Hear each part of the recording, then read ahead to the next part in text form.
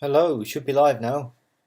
Hello everyone, it's me again, your favourite carbonara eating darts commentator, here to bring you the finals of the Dutch Darts Masters in Den Bosch. I'll just put a tweet out, let people know that we're live again. I'll get a shareable link this time, hopefully be a bit more on it. Go to YouTube Studio here.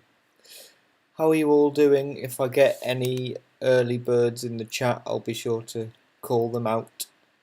Again, I'll keep the chat on my phone, so you'll be able to chat to me throughout the stream. But we don't need to start just yet, because the broadcast hasn't quite started yet, and there's going to be a bit of commentary preamble beforehand. So I'll just do this and then we can get going.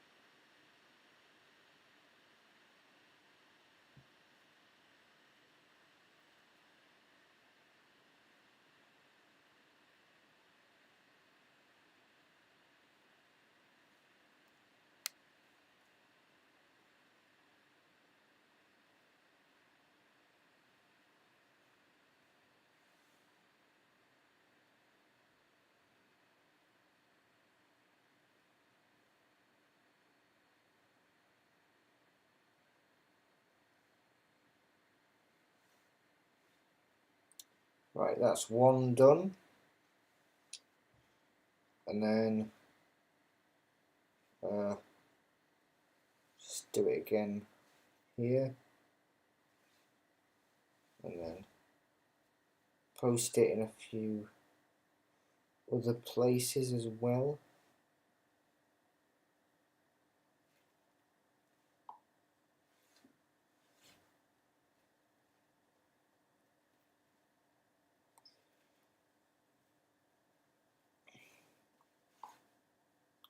I'm really sorry about this. I need to be more efficient with this. But as a bit of a recap on yesterday, I'll just keep my tab on the broadcast here. So yesterday, what a fantastic night that was. So many great games yesterday. Not a single dud game in the bunch, I think. So you started off Rob Cross versus Richard Veenstra. Rob Cross did take the 6-3 victory, but that scoreline is very deceptive because, trust me, it was a close game. Rob Cross had to absolutely scramble. I think Richard Veenstra could have easily won that game if he just got like one more finish or one more kind of if he got a couple more big checkouts, maybe they're showing it on the screen, he could have easily won that game, I think. So the scoreline does not do it justice. Then second game of the evening, it was Aspinall versus Kevin Doots, who I said it depends if Kevin Doots is on form, and if he is, Aspinall could be in trouble. And then what do you know? Doots absolutely was on form and decimated Aspinall 6-1. So a fantastic game there. Then we had the Bullet, Stephen Bunting, the Bahrain Masters champion, taking on Gene Van Veen, which was nail-bitingly close all the way through. They were going leg for leg all the way down until Gene Van Veen, I think, just missed one too many darts at double, and Stephen Bunting was able to clinch a victory right at the last second as he went through. Then, after that, we had an equally tense game with Raymond van Barneveld and Chris Dobie, with them again at level throughout the entire game. But Chris Dobie's scoring power really let him down. And although he had plenty of chances to win the game, Raymond van Barneveld right at the last second with a huge 1-4-4 out, made it a 6-5 victory for himself. Then we had Gerwin Price against Danny Noppert, which Gerwin Price is a player in very, very high repute, and so I was looking forward to what he had to offer. But it seemed like while his skill level was decently high, it was just nothing for the form that the Iceman was on and has been on for quite a long time now. Then after that, we had Michael Van Gerwen. No, we had Luke Humphries versus Jermaine Wattermainer, which I actually missed the first leg of yesterday because I was making food. But Jermaine Wattermainer was 2-0 down, but then fought and fought and fought, played some absolutely fantastic darts, and ended up winning in a decisive 6-3 victory against the world number one, which was absolutely incredible to watch. Some huge outs from Jermaine Wattermainer, I believe a 1-3-3, a 1-5-1, and 111 out, all in that game, I believe, which is just incredible. And then we had Michael Van Gerwen versus Dirk van Duivenbode, which I don't have a lot to say about other than that Dirk van Duivenbode, like Danny Noppert perhaps, good player, but when Michael Van Gerwen is on form, you just cannot do anything about that. And so Dirk van Duivenbode, got absolutely swept by Michael Van Gerwen, 6-1. And so that was kind of a foregone conclusion in my mind. And then the final game, Luke Littler versus Dimitri Van den Berg. Yet again, another great nail biter. I felt like there were multiple times in that match where Dimitri Van den Berg could have levelled up with darts to go on to win. He was in that situation at least twice, but it was just some of his scoring and some unfortunate diversions left him, unable to capitalise. And then Luke Littler, in true prodigal, brilliant fashion, was able to work his way back up, take advantage of those lapses in Vandenberg's game, and come out victorious 6-4. But as I say, Dimitri Van den Berg could have very easily won that game. So that means that the fixtures we have tonight, up first, it is Stephen Bunting versus Raymond van Barneveld, which is just coming on in a minute. For that, I would have to say, I think I'm going to still go for Stephen Bunting on that one. Like Raymond van Barneveld, that 1-4-4 out was incredible, and if he's on the form that he was on yesterday, doubtless it will be close. That said, though, Bunting has been on unreal form this entire year, pretty much. And so, I think Van Barneveld's best from yesterday. Yes, there were flashes of genius, but I think Stephen Bunting overall is a lot more consistent. So that'll be my prediction for that, is that Stephen Bunting takes the victory there. Luke Littler versus Michael Van Gerwen, the rematch. I don't really know, because it felt like on the final we didn't get the best version of Van Gerwen in the World Championship final against Luke Littler. We got kind of a middling to good version of him, but not the absolute peak MVG. If we get peak MVG, he could sweep anyone on the face of the planet. And Luke Littler was having trouble against Dimitri Van den Berg yesterday, and also suffered a shock defeat to Gerwin Price in Bahrain last week. So I'm actually going to go Van Gerwen to win that game. Gerwin Price versus Kevin Doots. Kevin Doots, again, was incredible yesterday against Nathan Aspinall. But, again, I think it really comes down to the fact that Gerwin Price has been on absolutely robotically explosive form.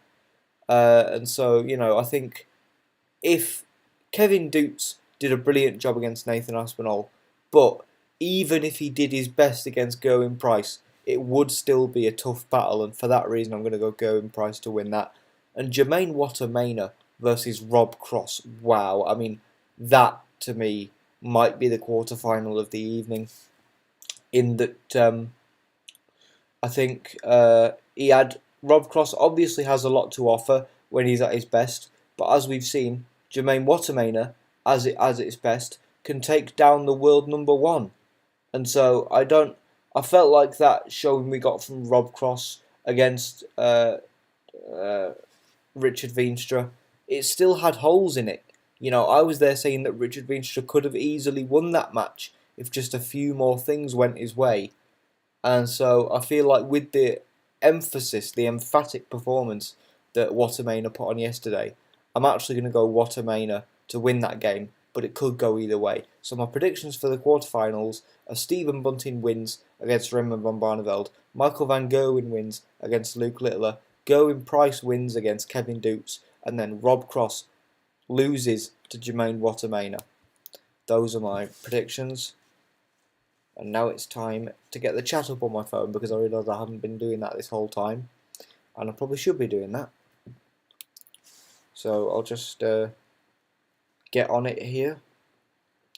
See if the stream is actually working. That would help. Yes, we are. So if anyone's active in the chat, please say hello. Ask any questions. I'll do my best to commentate the games tonight to the best of my ability, but I'm not a commentator, so you might just have to bear that in mind. So yeah, the format for tonight is that it's the quarterfinals and then the semi-finals and then the finals all in one night. So I will need to find a window to make some food again, but hopefully I think I've got a system to where I can do it and hopefully not miss anything. But it depends what the timings are in terms of when matches finish and or start, whether there's any like commentary preamble beforehand, all that kind of stuff. But we'll see. Raymond van Barneveld making his way to the stage now.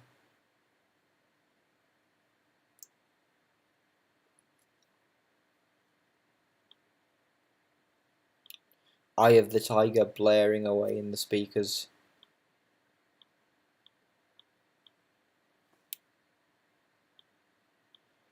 For as much as Raymond van Barneveld may have had a bit of a rough run in the last couple of years, he is still obviously a legendary dart player. I mean, either 5-time world champion between the BDO and the PDC, I'm pretty sure. That is nothing to sniff at all.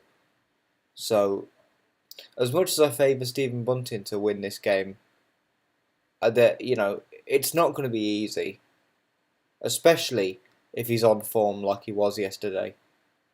Then Stephen could be in some real trouble. And then it makes for a very interesting semi-final for whoever it is. In fact, given the way the draws have come out, I'm actually really excited because it doesn't seem, unless it is just going to be, because we can't have MVG versus Luke Littler in the final. So I think wherever we go, unless it's like Gerwin Price versus Luke Littler, which is kind of boring, then, we're in for quite an interesting final, I think. Stephen Bunting making his ring walk now. The best ring walk in all of darts. Emphatically. Titanium. What a tune. I mean, I've often thought if I had a ring walk song, I don't know what it would be, but Stephen Bunting has absolutely done a wonder with picking this song. He used to have Bird is a Word as like the reference to the fact that he looks like Peter Griffin a little bit. But I'm really glad he changed it because it works fantastically. Far away, far away. Let me see some of these in the chat.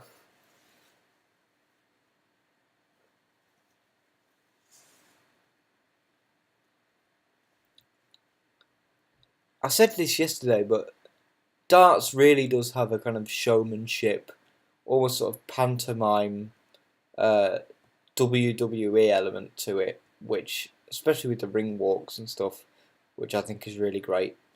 For those of you that are joining us, the first match is just about to get underway as Dutch legend Raymond van Barneveld takes on the Bullet Stephen Bunting, the Bahrain Masters champion, on a great career run at the moment.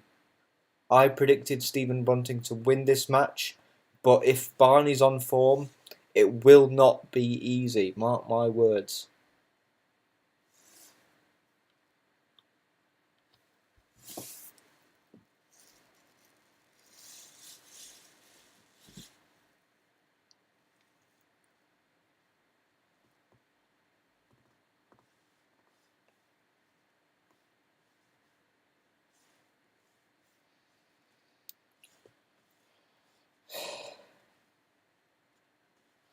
Just getting the game underway here in a second.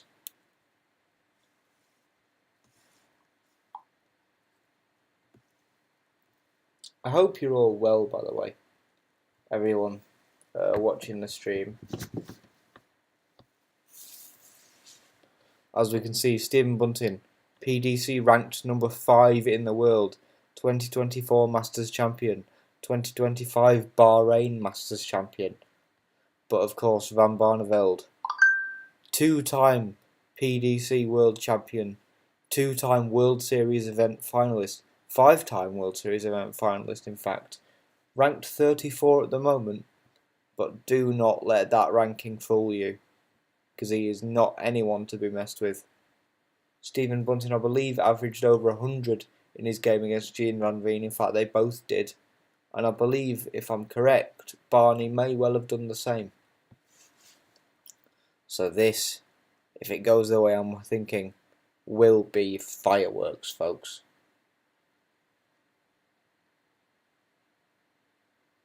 Stephen Bunting to throw first.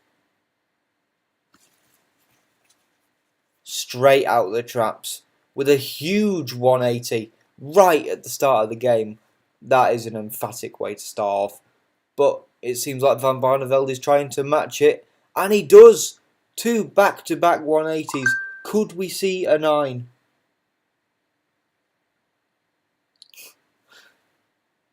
Hello everyone who's watching. Feel free to type something in the chat. I've just got a message through some people who are watching. Message me privately, but thank you very much for watching. Hopefully it's better than Dan Dawson. They need to get Wayne Mardle back. Wishing all the best to his wife, of course. But he's the best of them, definitely. I don't mind Mark Webster, actually. Stephen Bunting now finds one big treble in that visit, but it looked like he was having some trouble. Leaves 164. Barney, an unfortunate deflection into the 5 there. Needs to find a big treble now. Can't quite find one. So this gives Stephen Bunting a real opportunity to capitalise now. Can't get the 164 going, but does have the opportunity to clean up. Can't take it, but leaves 104. He will get a go at it. But Barney, with an 83, leaves 133, but still probably would have wanted to do a bit better. Stephen Bunting now needs double 18, can't find it, just on the wire. Van Barneveld has a huge opportunity to break this first leg of the match now. Can't find it with an unfortunate deflection into treble 5. So Bunting lives another day. He'll get another go to hold his throw. Needs double 18. Can't find it. Needs double 9. Oh, an unfortunate deflection into the 14.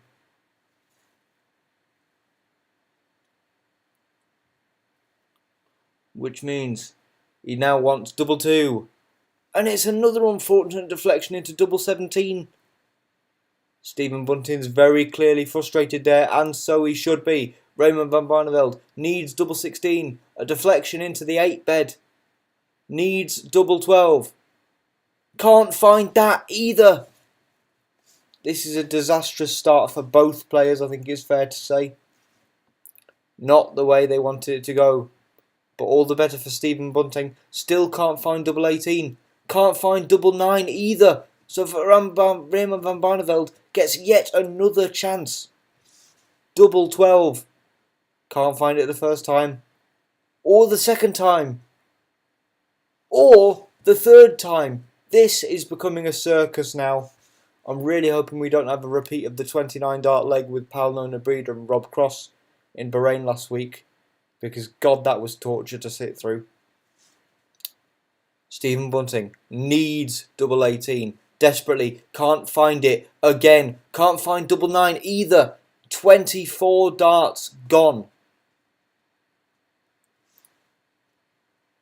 Raymond van Barneveld finds double 12 finally after 22 darts.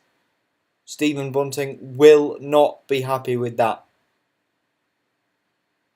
But it's a point on the board for Van Barneveld, and an already crucial one, I think, as well.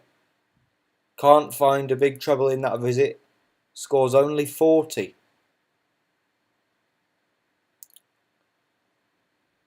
Stephen Bunting also having trouble finding a treble. He too scores only 43. Raymond now with a 140, definitely looking more promising.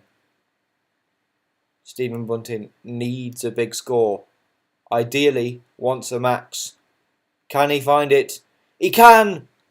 Stephen Bunting hits a 180 exactly when he needed one. But Van Barneveld still with the advantage. Needs a treble but can't find one.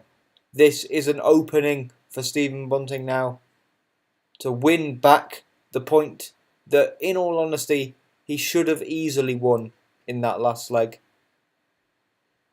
Can't find the treble though, cannot capitalise. Rem van Barneveld hits the treble 20, wants another, finds another, leaves 136. He's already done a 144 in this tournament.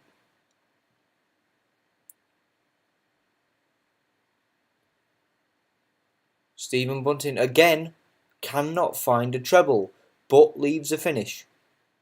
Rem van Barneveld is on for the 136, needs double 8. An unfortunate deflection again into double 11. I don't know what is going on with these two tonight.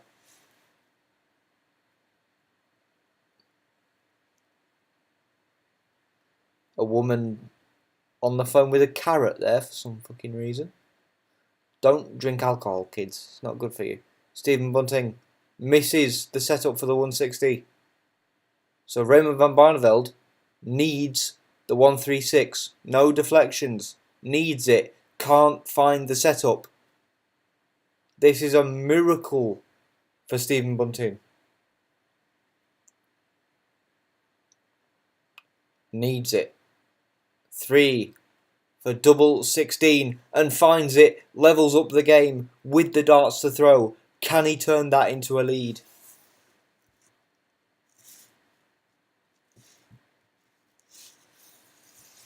Well, with that first dart, it's looking like he's going to. It's looking like he's going to. And a massive 180. Brilliant stuff from Stephen Bunting. Van Barneveld, though, hot on his heels. Only scores a ton, unfortunately.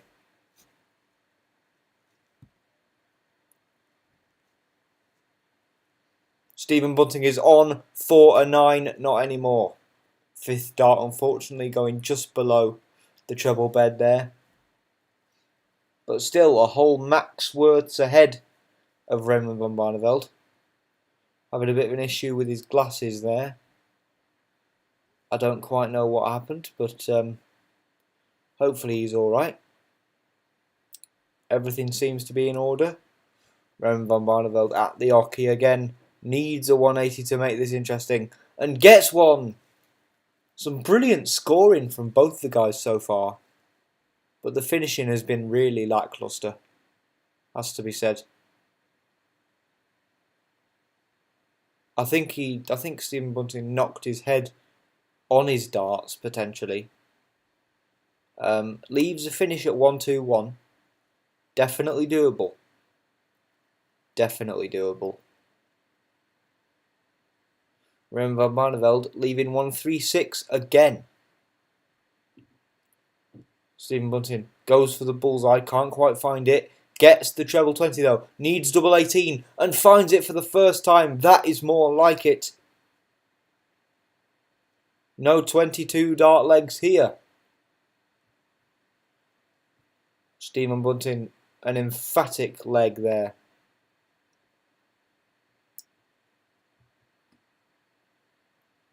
Can he keep the momentum going? Or can Van Barneveld claw his way back, as he's shown to be able to do against Chris Dobie yesterday? Stephen Bunting, another massive 180 right at the start of the leg. But Van Barneveld still remaining composed. Here's a ton there. Stephen Bunting. Their average is not fantastic. Stephen Bunting currently averaging just above 90. Barney just above 81 at this stage. But hits a 140. Oh no, it was a 180, excuse me. Can't see properly again. So, does apply pressure to Stephen Bunting. But an unfortunate deflection into double 5 means he wasn't as emphatic as he would like to be. Barney needs this now. Double 14, finds it, levels up the game. Very good stuff from Barney there. Very, very good stuff. A 1-2, 1 out. Not easy. And also not the most conventional route, I would think. But does so very, very well.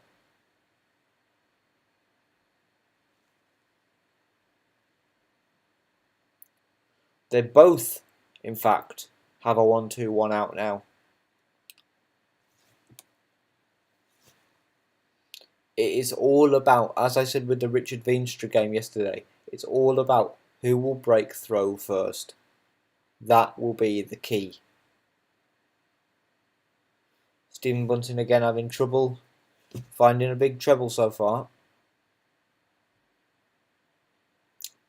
As is Van Barneveld, not anymore.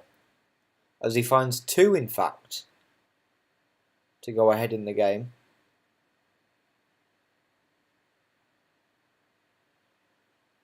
This is strange from Stephen Bunting. This is probably the worst game I've seen him play in quite some time. Scoring wise. And doubles wise, in fact. Still competitive though between the two.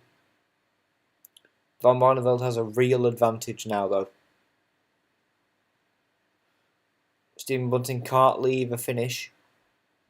So Raymond Van Barneveld will have leg darts. Leaves a 104.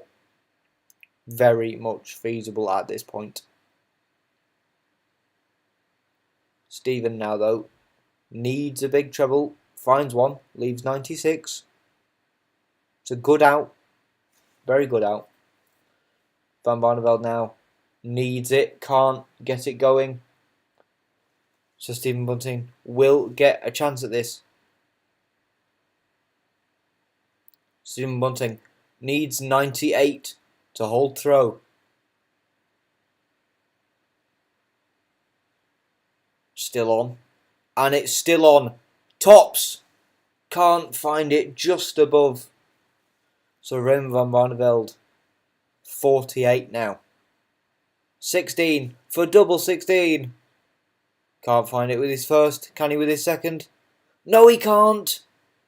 And he's just as befuddled as you or I, it seems. Many lost darts at doubles in this game. I don't even want to begin to think what the percentages look like. But Stephen Bunting gets tops, clears things up nice and quickly. We don't have another circus on our hands, luckily. But they really are level at this stage, the two guys. And Van Barneveld emphatically fires in another 180, the 8th of the match and the 50th of the Dutch Masters. Brilliant stuff. Stephen Bunting, though, replies with a 140 of his own. Van Barneveld is on for a 9. Not anymore, unfortunately. Only scoring a ton there. It's always a shame when the first dart goes and you're like, oh, it could be happening, and then it never does. Almost never. Unfortunate deflection into the 5 there for Stephen. Finds a ton though, so cleans up alright. Van Barneveld wants some big trebles to set up well. Finds 2. Leaves 87. Very nice.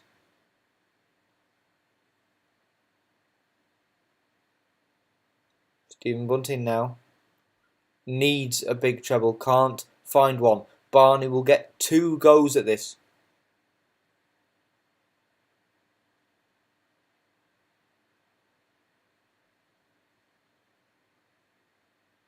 Somehow, I don't even know what happened there.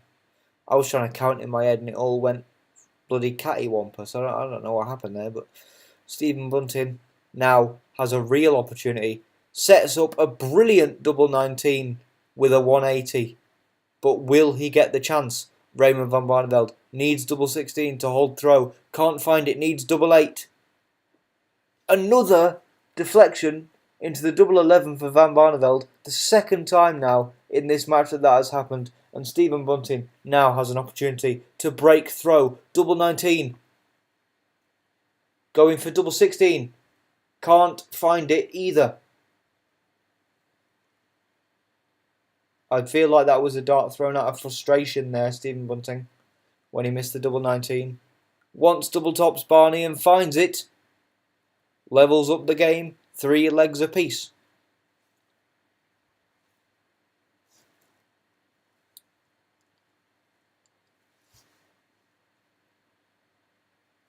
A 180 from Stephen Bunting yet again at the start of the leg here.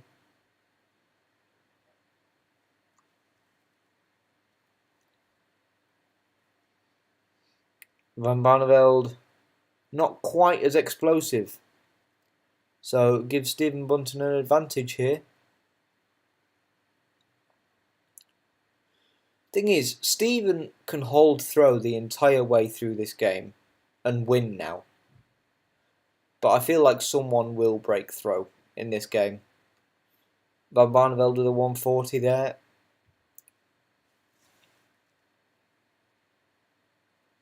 Stephen now wants a good setup. He's on for 1. A 140 is alright, leaves 85. That is workable. Very workable. I'm thinking if you're ambitious, you'd go treble 15 for double top. Whether he will, I don't know. He'll get 2 goes at this though. Van Barneveld unable to leave a finish. He does go treble 15 double top. Can't find the first double top. Can find the second though. Brilliant guide there. As he holds darts to go 4-3 up. A 12 dart leg there. As opposed to the 22 that Raymond van Barneveld won with in the first leg. And the 17 and the 19 that Stephen Bunting has won with. If he plays at this quality for the rest of the game, Stephen Bunting should, you'd think, be home and dry. But this match has been nothing if unpredictable. If not unpredictable. Excuse me. Stephen Bunting on for another 180. Gets it. Puts real pressure on Van Barneveld now. Needs a 180 to leave a finish. Can't find it. And even if he did, that finish you would be leaving the 161 is a tall order. Stephen Bunting sets up very, very well, leaving 90. Van Barneveld now. Ooh, a real bogey there. Still can't get to a finish. So Stephen Bunting again will have 2 goes at breaking throw. Can't find the bullseye. Finds another 25 though. Double top. Can't find the final one. A very nice attempted clean-up job there from the bullet, but didn't quite pay off for him. He will get 3 darts at double top though. Van Barneveld though, nipping at his heels, sets up a double 18. But will he get the chance? Double top for Stephen Bunting to lead. Can't find it, needs double 10. Can't find that. Just north of the wire. So Raymond van Barneveld now to hold throw. Can't find double 18, needs double 9. Can't find double 9, splits it. So Stephen Bunting now needing double 5. Finds it. He now has a 5-3 lead in the match with the darts to win against Raymond van Barneveld in, again, another deceptively close game. The 5-3 scoreline does not do this match justice, let me tell you that much. A few very well timed executions from Stephen Bunting is all that he's needed. But Barney is coming out with huge scoring power with a 180 as opposed to Bunting's 60.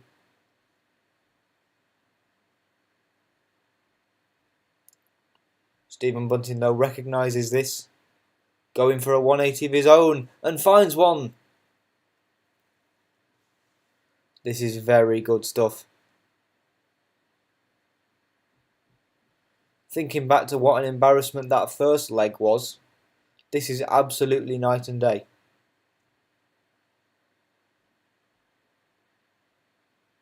Needs a big treble ideally. Stephen's average has crept up to just above 94. Raymond van Barneveld still just below 90 at the moment. But it looks like he's going to go well above that with another 180. Setting up a finish. He could break through here with an opportunity to equalise.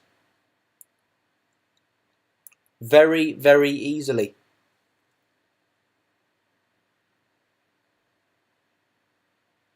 Stephen Bunting now wants a good setup. An unfortunate drift into the 5 leads 119.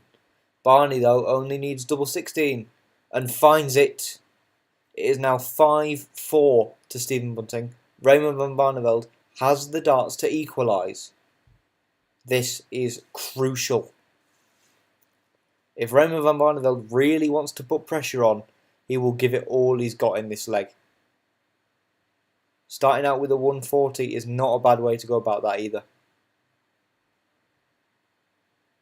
Stephen Bunting now trying to match that. An unfortunate deflection makes this an 85. Raymond van Barneveld on his throw with another 180. Incredible.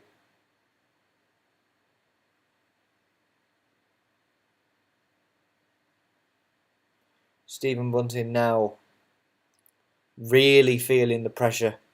Really seriously feeling the pressure.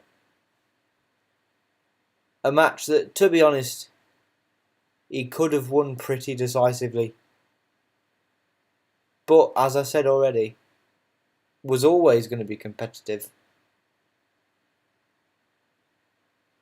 Stephen Bunting now needs a few big trebles to even try to leave a finish. Can't do it. So Raymond van Barneveld will get 2 goes at 1-2-2. Can't find the bullseye. Can't find the treble 19 either. So instead, chooses to leave 60. A very, very good setup. And he will get a go at it. Stephen Bunting now needs a 140 at least. And there we are. He gets it. But will Raymond van Barneveld get 60? My gut says yes. Double top. Can't find it. Needs double 10. Can't find that. Just above the wire. It's all or nothing for Stephen Bunting now. To win the game. Needs 70. Stephen Bunting can't find the first treble. Needs double 16. Can not find it. Just edges into the black. Raymond van Barneveld needs double 5. Can't find it. Splits. Needs 1 for double 2. Finds double 2. And now it is an equal game. Stephen Bunting with the darts to win. But it is an equal game, ladies and gentlemen. 5 legs apiece to Stephen Bunting and Raymond van Barneveld.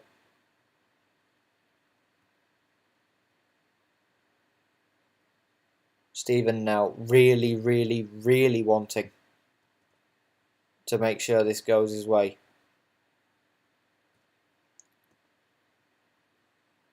A double two is always precarious. And there you see those checkout percentages. 23 for Stephen Bunting, 25 for Van Barneveld. Shocking on any level. Well, certainly, maybe not shocking, but certainly not good. But the scoring, on the other hand, has been pretty good. Stephen Bunting with another 140 there. Van Barneveld wants a 180 to apply some pressure. Can't quite get it. Can't quite find the 140 either. Stephen Bunting has a window now. A max here would leave a 2-dart finish. A 140 would leave a 3-dart finish. Finds the 140. Oh no, excuse me, finds a 100. I could have sworn that went into the treble bed then. No matter. He will get a go at this, if not more than 2. 164. Can he do it? He's on for it. Needs treble 18. No, he doesn't. He needs. Oh God! Right. I completely lost track of what was going on then. Oh my God! Right. He didn't go for the 164. Instead, he went for the conservative choice of setting up a double 16. Wise, because he knows he'll get at least 2 goes at this now. As Raymond van Barneveld is still on 196 to win the game. Stephen Bunting with a double 16 in the same fashion as he did against Jean Van Veen.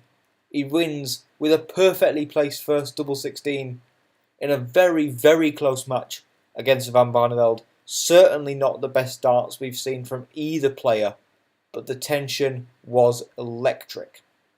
As Stephen Bunting knocks out legend Raymond van Barneveld, who wins 6 legs to 5 in a brilliantly tense opening game. Up next, it's Michael van Gerwen versus the reigning world champion Luke Littler, who he lost to in the World Championship final. The grudge match, the rematch, coming up next. What a game. Wow. I really thought that Stephen Bunting would be more on it than that. And I also thought Barney obviously would be more on it than that. But that first leg, it was giving Paolo Nebreda vibes, like that first game. I don't want. No, that was Rob Cross's fault because he didn't even win that leg. Rob Cross should have easily won that leg, but he just had an absolute biblical stinker, and it seems like both Stephen Bunting and Van Barneveld did. I don't know if that was as painful as the one that Raymond van Barneveld had against Nick Kenny, though. That was truly something on another level of shit. So I don't quite know what's happening there. If you want to, let me know your thoughts on that match down in the chat. Whether you have any burning, controversial opinions you want to share with me. And I'll be happy to read them out, provided they don't violate terms of service.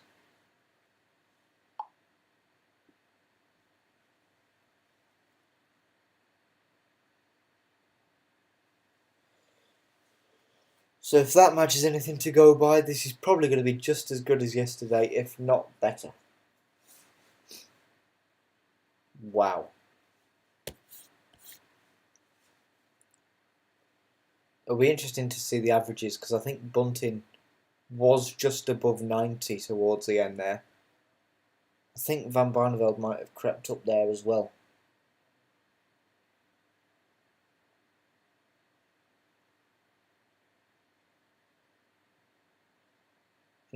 Not sure though.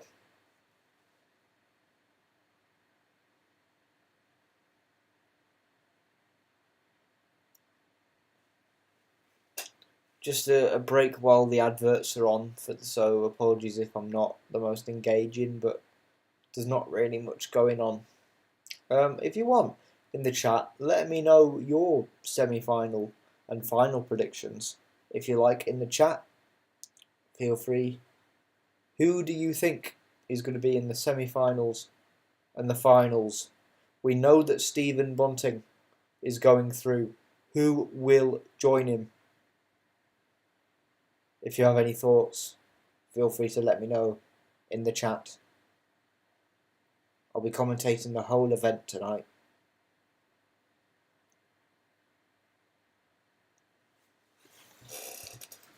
Which, oh god, sorry, I've just realised because I'm doing this live stream from my computer. That'll alter the camera angle. I need to find my phone charger plug so that I can actually read the chat.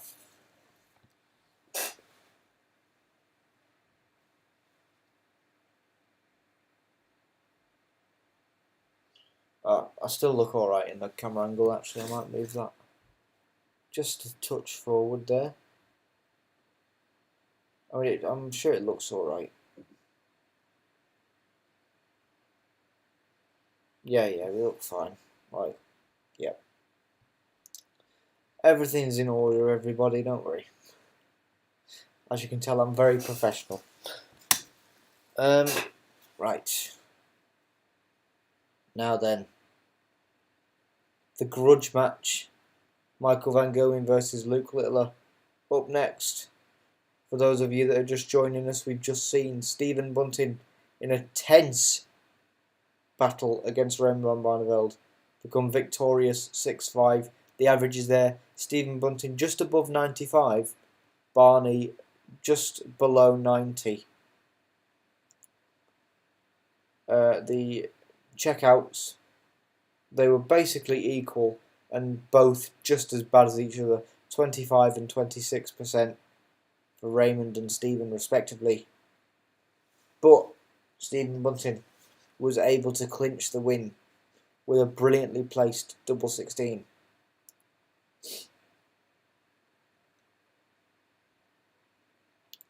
So can the boy wonder, the 17, now 18-year-old actually, world champion, can he do it again and beat Van Gerwen for a second time on a major stage? Or will Van Gerwen find redemption in this quarter-final?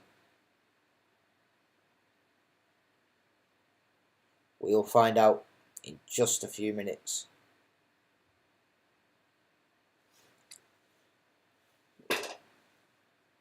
The match against Vandenberg for Luke yesterday, not an easy one. But again, Van Barneveld just made one too many careless mistakes. And, eventually Luke was able to take advantage. And then Michael Van Gerwen, just on another level of play to Dirk van Duijvenbode. And so that was fairly straightforward job for him. This one, I anticipate not quite so straightforward.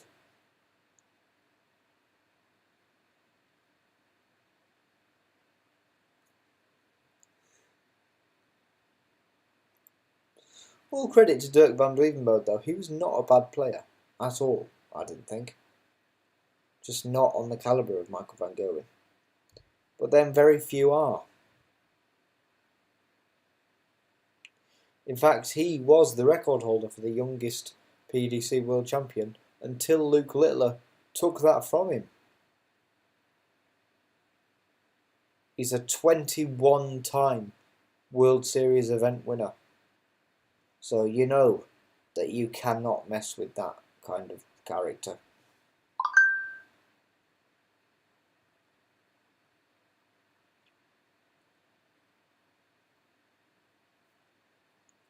Again, I'll say it.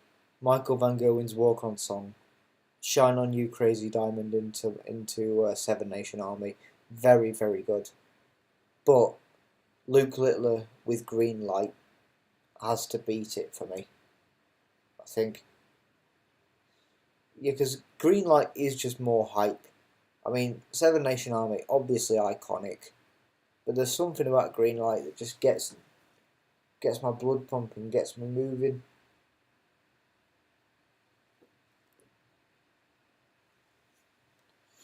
What would your darts walkout song be as well? Let me know in the chat if you have any opinions on that. Someone asked me that question and I still can't think of an answer.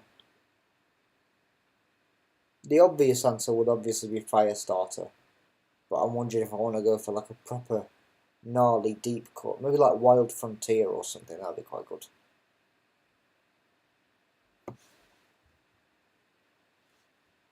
And here comes Luke Littler now. Oh, oh, oh. 'Cause I'm ready to go. Oh, oh. Oh, oh, oh, oh, oh. The crowd loving it here in Den Bosch.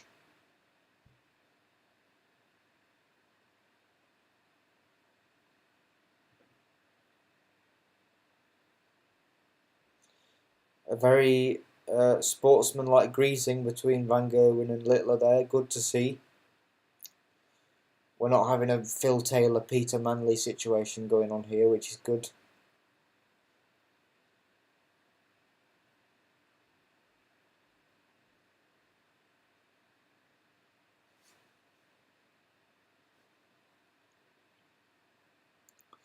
Van Gerwen said apparently in his pre-match interview, because I had the sound off, you can't compare this game to the World Championship game. And he's right, you can't. You absolutely can't. Every game is different. So Luke Littler, second in the world, 2024 World Series of Darts Finals champion, 2025 World Champion, obviously, crowned barely 3 weeks ago at the Alexandra Palace in London. Michael Van Gerwen himself, a 3-time world champion and a 21-time World Series event winner, world number 3, only one behind his opponent.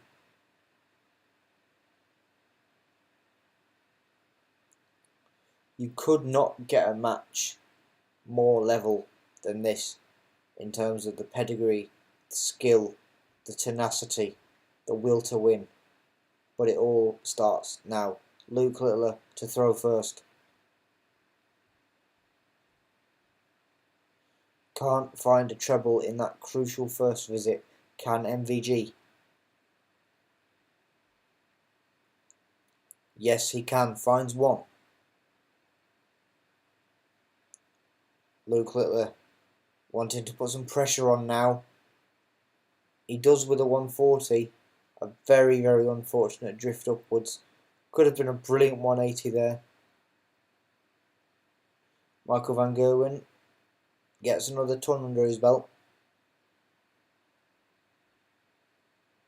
Luke Littler, though, gets the 180 he was craving in his last throw.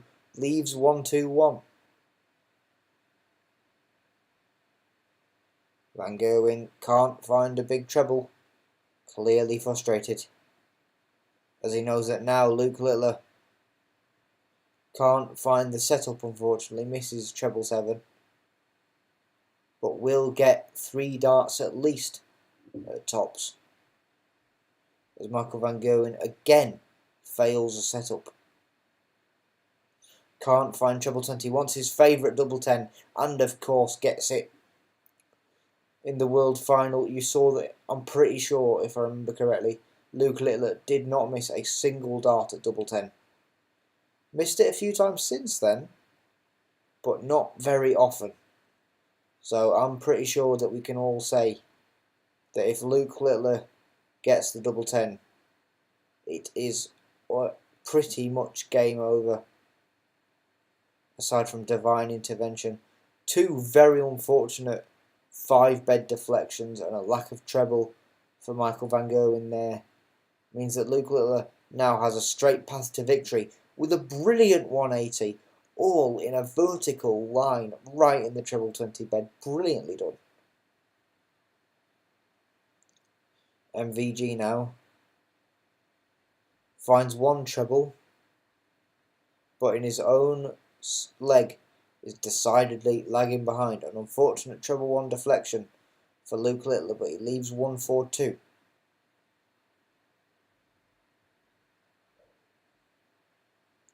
Michael van Gerwen does apply pressure, but not enough. Still can't leave a finish. So Luke Littler trying to set up now, hits the bullseye. Very nicely done.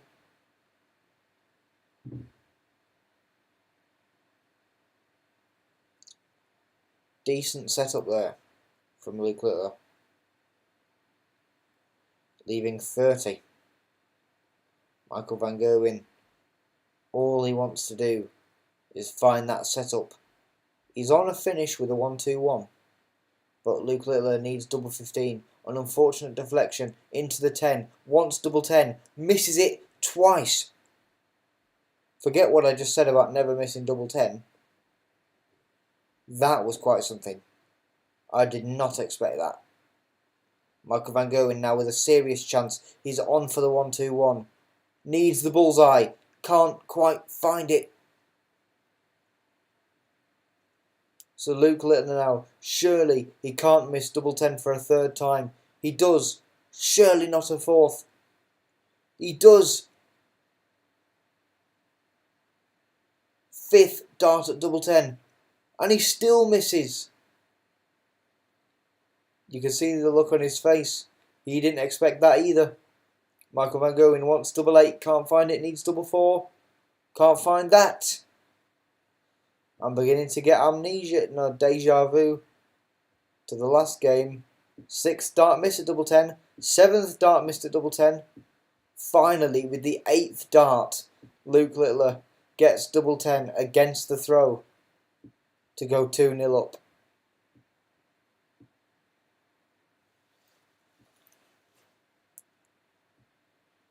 But that was a lot more of a meal than it should have been for the reigning champion. Michael van Gerwen, you can see by the look on his face, clearly frustrated by his performance so far. And when you're dealing in short format leg play, you would be. Luke Littler, especially when he's firing in 180s on his own throw to go 3-0 up. But Michael van Gerwen answers with a 180 of his own there.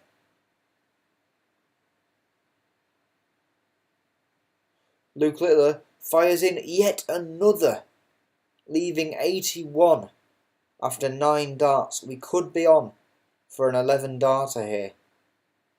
That would be quite something. Van Gerwen leaves a finish at 144. Van Barneveld did it, surely he can as well. Double 13, can't find it, Luke Littler. So MVG will get a chance to finish. Can't pull it off, an unfortunate deflection into the 1. Can't find a big treble either. Luke Littler now wants double 13. Another unfortunate deflection, wants double 10. Misses again. Doesn't miss his 3rd dart. You feel like he's starting to find his rhythm a bit, Luke Littler, but he's still fairly rusty. Michael van Gerwen could have been a 180. An unfortunate bounce out means it's a 120. Luke Littler, though, shows him how... I was going to say show him how it's done, but he got a 140 anyway. Van Gerwen, though, correcting his mistake. Not quite, also scores a 140. The averages, though, MVG on 86, Luke on 93. So some disparity.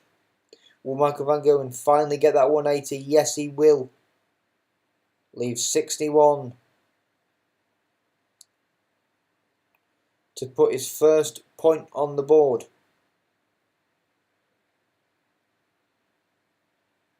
Finds the 25, wants double 18. Can't find it. Can he go for it again? Finds it that time. No need for a big celebration. He just needs to keep on going.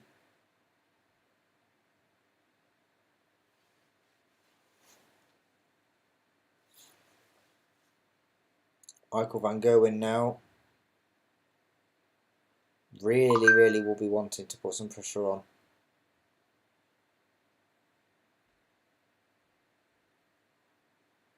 Desperately.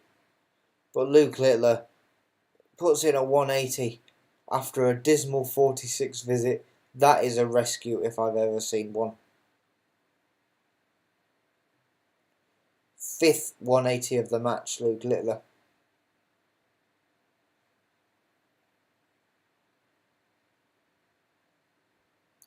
Goes for a mid-board bullseye again. I don't quite know what the purpose of that is when you're on 275, but far be it from me to question the world champion. Leaves the big fish. He will get a go at it, and he's on for it. Needs another, finds another. Bullseye! Can't quite get it. That would have been quite something, but he will at least get 2 darts at double now.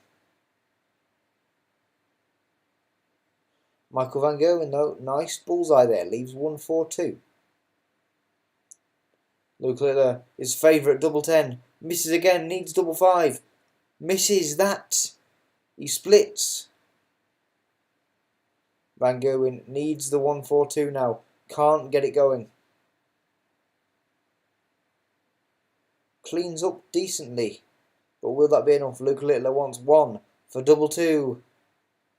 An unfortunate deflection into the double 17 bed gives Van Gerwen a real chance. Needs tops and gets tops.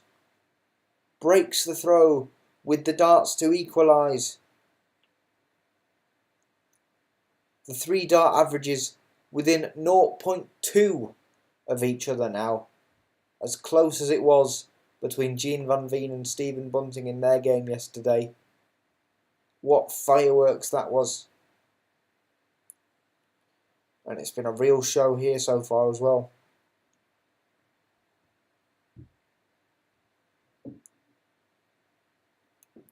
Van Gerwen looks like a man on a mission. Fires in a 180. Brilliant stuff. Luke Littler tries to answer. Can't find a big treble. Another unfortunate deflection. Into the 7.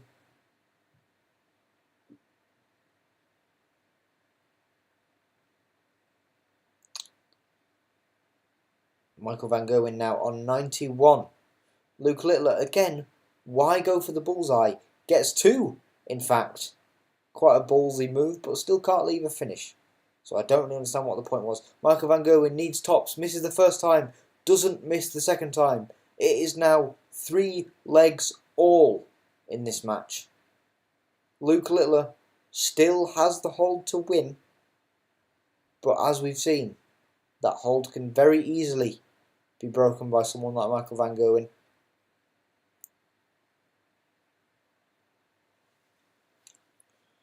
As their level of play is fairly equal going into this next leg. But Michael van Gerwen scores an 82. Luke Littler answers with a 180. Really putting the pressure on. Michael van Gerwen's getting frustrated now. You can see Luke Littler only finding 1 big treble, leaves 130. That is all he needs as far as he's concerned. He'll get 2 goes at it, if not more. Another unfortunate deflection for MVG. Means he's still on 300. Luke Littler can't quite find the finish he was looking for. Leaves tops though. Will get 2 goes at it. 2 treble 1s. 3 treble 1s in fact for Michael van Gerwen. Unprecedented stuff. 9 score. Can't find the treble 20. Goes for double 10. Can't find that. Needs double 5 again. Chooses not to go for it. Interesting. He chose to throw that throw away. Something he can afford to do. As Michael van Gerwen still not on a finish after 15 darts. Luke Littler then gets tops to make it 4-3 in the game. Michael van Gerwen will not be pleased with his performance in that last leg. Still can't find another big trouble in this one either. Luke Littler finds 1, finds 2. We could be cruising towards a 6-3 Littler victory here. Michael van Gerwen though with a 140.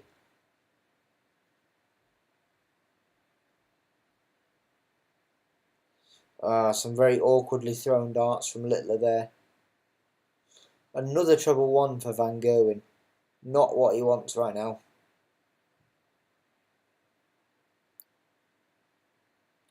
Especially now that he's trailing behind on his own throw.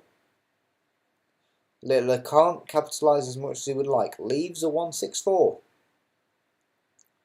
But Michael van Gerwen now has a real opportunity to set up well. And does. Leaves 132. Luke Littler though, not too bothered about that. Can't quite get the 164 off the ground. So Michael van Gerwen needs the 132 now. Can't find the bullseye. Can't get it going, unfortunately. Leaves 76. Luke Littler needs 72. Needs tops. And gets tops. Wow. So Luke Littler is now 5-3 up with the darts to win the game. In the World Championships, he won it 7-3, and now he's looking like he's going to win it in Den Bosch at 6-3. Another brilliant 180 to start off the leg here.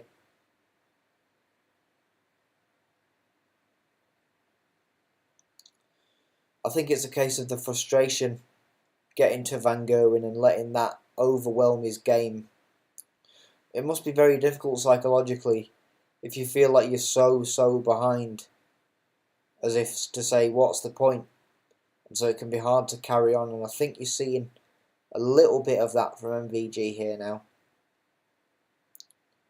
Luke Littler though, unable to find a big treble in that visit, can't leave a finish.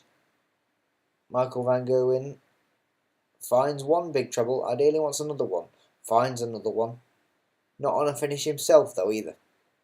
So Luke Littler has a very good setup opportunity now and takes it to leave 46. What can Van Gerwen do here? A 174 would be very nice. Can't quite do it. Another deflection into the 3. Leaves 86. Luke needs 46. Double top. Finds it. Brilliant stuff. As Luke Littler, the reigning world champion, wins again against the person that he beat in said world championship, Michael van Gerwen, 6 legs to 3. There were just way too many unfortunate deflections there for Michael. And I think the further he came behind, the more it frustrated him, the more it overwhelmed him, the more he lost grip of his play. But Luke Littler just sailed on through. And next we have the Iceman, Gerwyn Price. 2-time world champion in himself, taking on the Dutchman Kevin Doots, who had a brilliant demolition display against the Asp, Nathan Aspinall, yesterday night. If he's on that same form, it will be quite some game. But given the form that Gerwyn Price has been on, he will really have to pull all the stops out if he wants a chance of winning Kevin Doots. Another very good game there.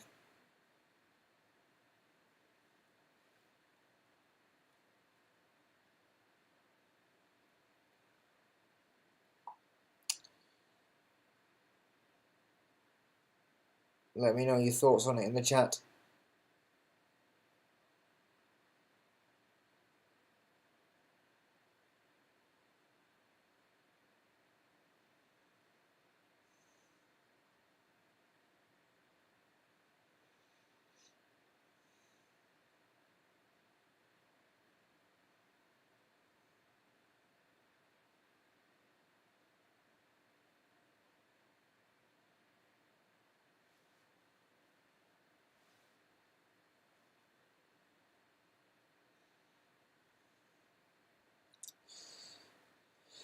Yeah, that was unfortunate for Van Gerwen, I think. I think the more that he sunk behind, the more that he just got overwhelmed by Luke's scoring power, which was there.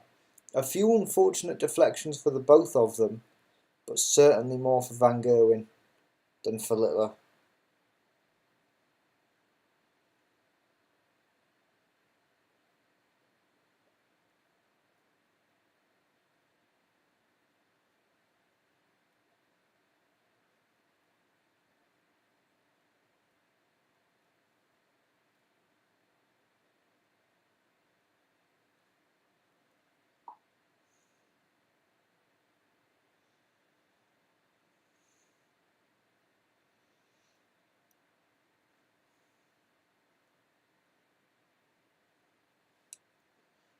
So, if you're just joining us, we've just seen Michael Van Gerwen suffer yet another defeat to the reigning world champion Luke Littler.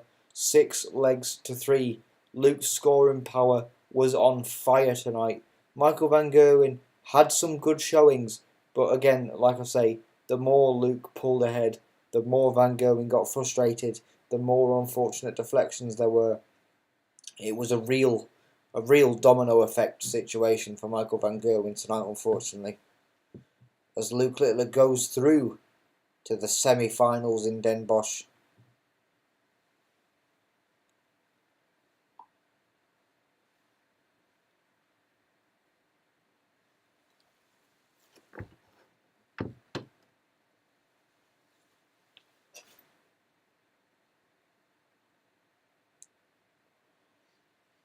I think I may go off to cook some food after the quarterfinals have finished, because that's when a lot of the commentator preamble does its thing.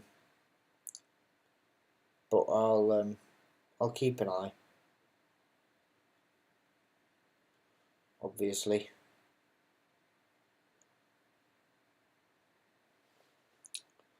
It'd be interesting to see the statistics for that last game.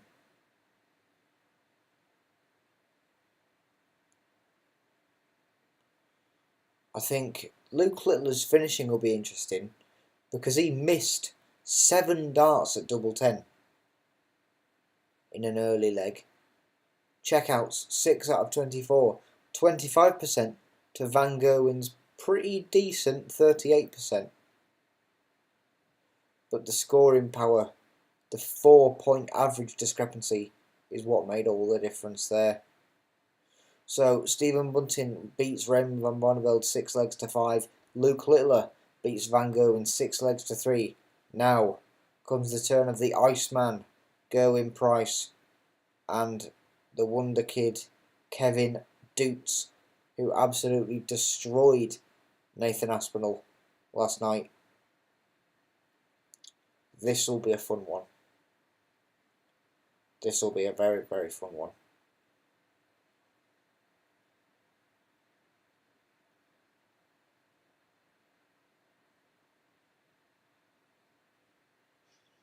Gerwyn Price, of course, known for his divisive, out there personality, very loud, gregarious personality, can get on the nerves of some other players. We've seen him have a bit of a notorious kind of back and forth rivalry with Snakebite Peter Wright in the past, along with a couple of others. I'm sure many of you remember the infamous ear defender incident, but do not let that cloud your judgment. He is a very, very good player, 2-time world champion for a reason, 115 average in his semi-final match in Bahrain last week.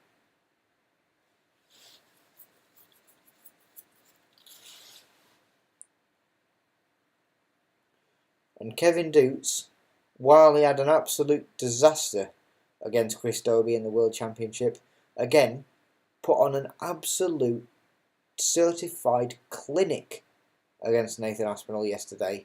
So if he can carry that through to today, we might be looking at something very special. An upset in his homeland. Well, not an upset for him, an upset for Gerwyn Price. I imagine he'd be quite pleased with that transgression.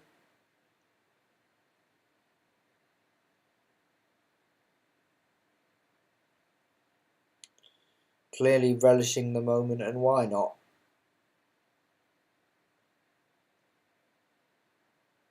Holland, of course, the home of many legendary darts players. MVG, Van Barneveld, Jermaine Watermain coming on later on tonight.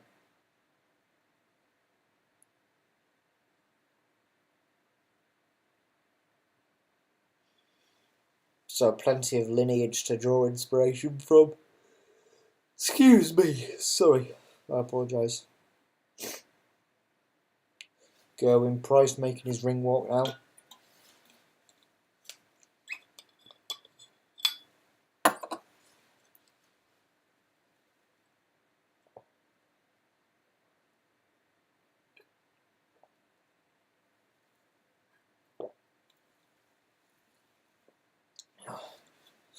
Ice Ice Baby, again, I'll say, maybe the least gangster walkout song physically conceivable. Although he's going up against Let's Get Ready to Rumble by Ant and Dec. And is it just me, or did the cheerleader that was just on screen look a bit like the ginger girl from the In-Betweeners and Drifters?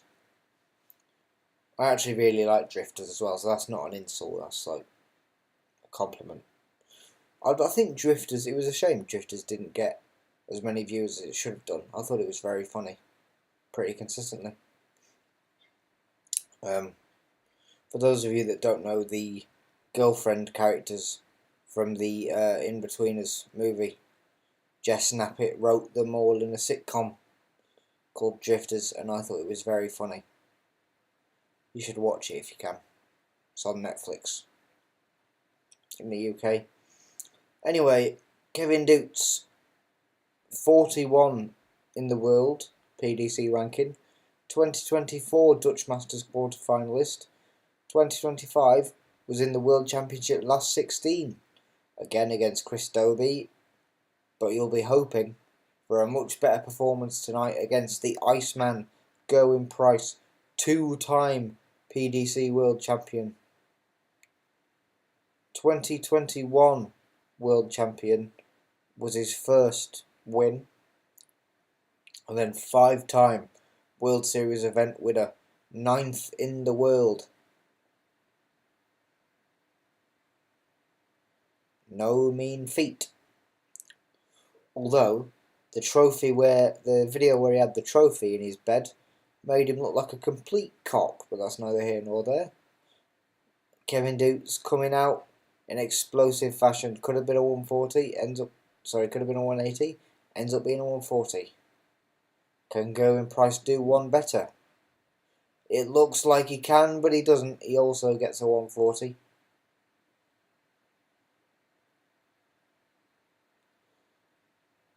Kevin Dukes finds 2 double 19s. It's his throw as well, I should probably mention. So put in a good position here. That's at least a very slight advantage to the countryman. An unfortunate deflection into double 5, but does leave a finish.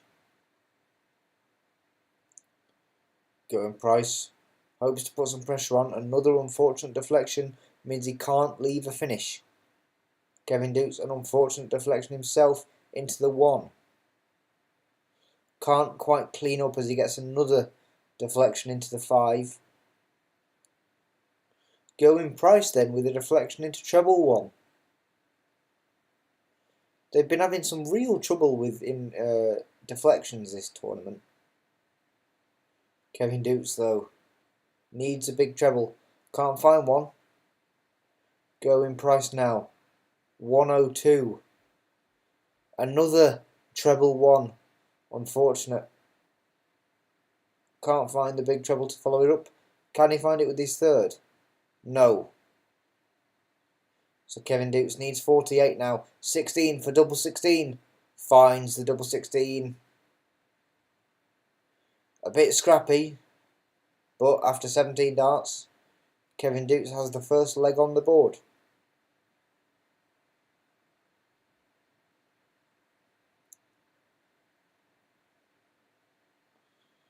Can't quite repeat the scoring success. with a 55. Going price though, also it seems, unable to put the pressure on. Finds the treble 19 though. Kevin Doots finds one treble 20. Can't find any others. Going price really wanting to make the most of his throw here. On track for a max. Gets a max, the first one of the match. Can't leave a finish, but he's very close to one. Kevin Doots putting a bit of pressure on here. Going price has the chance for a dream setup here. Makes it happen. Needs tops.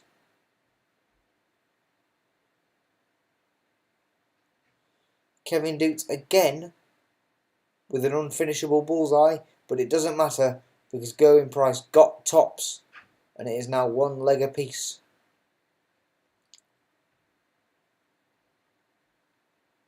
And that is the scoring power we want to see from Kevin Doots. A 180 right out of the gate.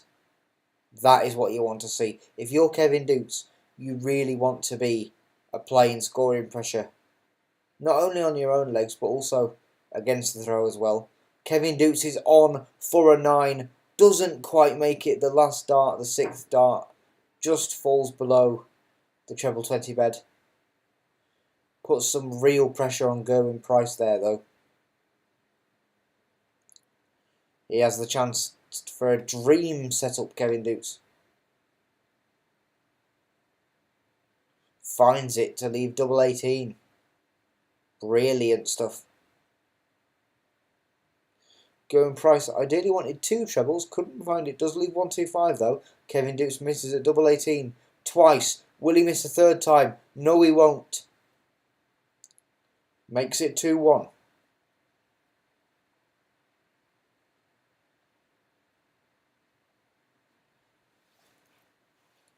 Kevin Doots looking pretty good here. Or he would do if he didn't have a 1 deflection, and also can't find a treble in that visit. Only screamed 41. Going Price now, taking the Kevin Doots approach, putting pressure on. A very nice 140, well placed. Kevin Doots though, can he make it into a max? Yes he can. His 2nd of the game.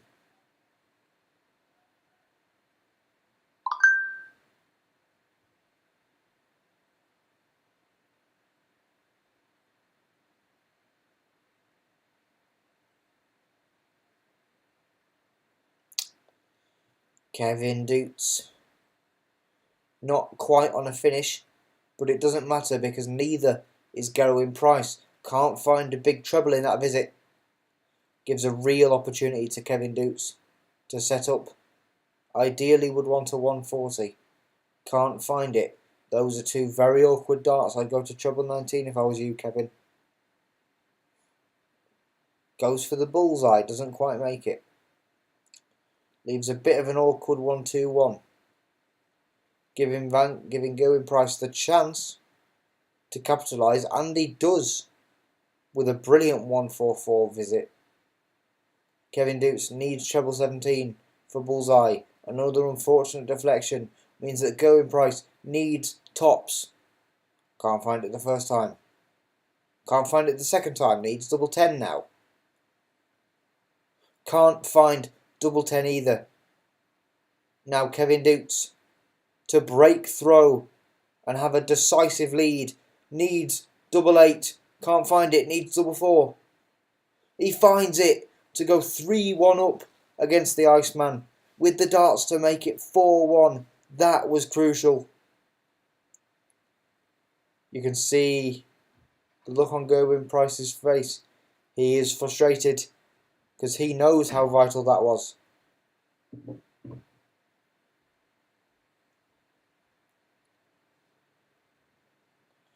Kevin Doots putting on a very good display here.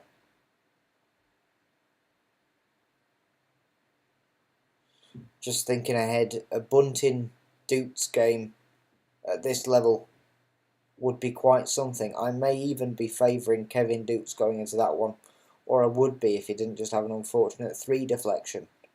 And then Going Price follows it with a 1 deflection of his own. Cleans it up nicely though with 2 treble 20s. Kevin Dukes won't leave a finish in this visit. Can't find a treble, in fact. Can Going Price at least leave a finish? No. Leaves a 180 though, puts him in a bit of a better position. But Kevin Dukes, another unfortunate deflection. Needs another treble 20 or a treble 19, that's just as well. Leaves 140. It's a high one, has to be said, but doable. Going Price then leaves Shanghai 120. Kevin Dukes can't quite get the 140 going. Sets up well. Leaves tops. Going Price is on for the Shanghai.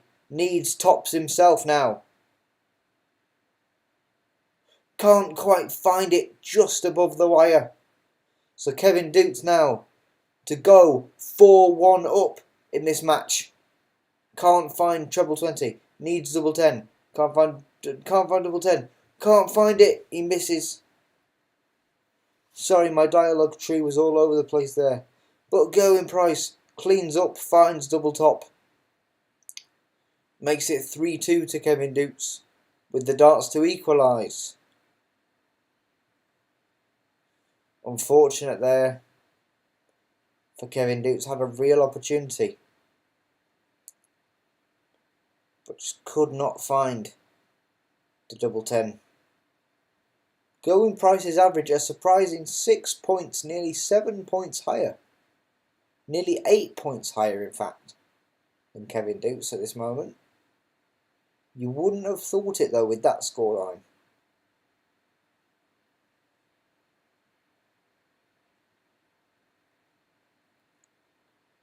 Kevin Dukes again having trouble finding big trebles so far this leg.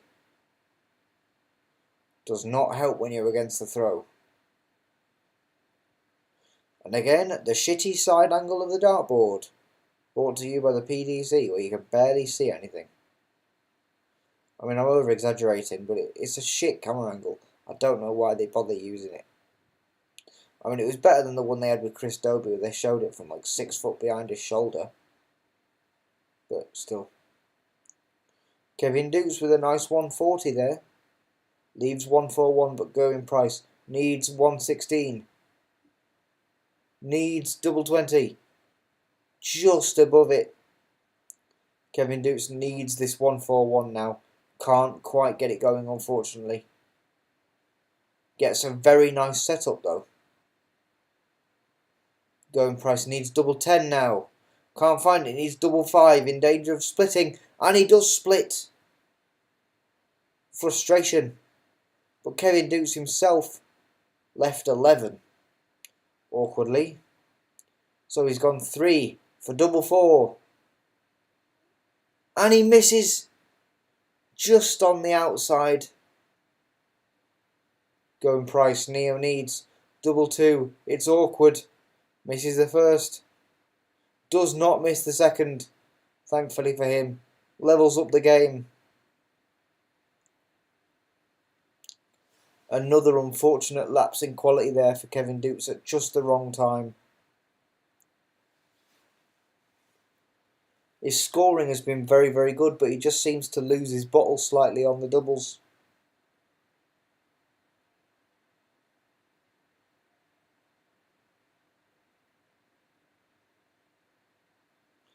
Has the darts to win,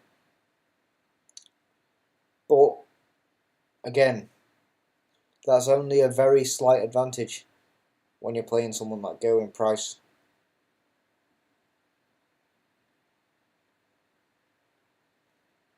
I thought that last breaker leg was crucial. This one will be crucial. An unfortunate bounce out for Kevin Dukes. Going Price can capitalise somewhat.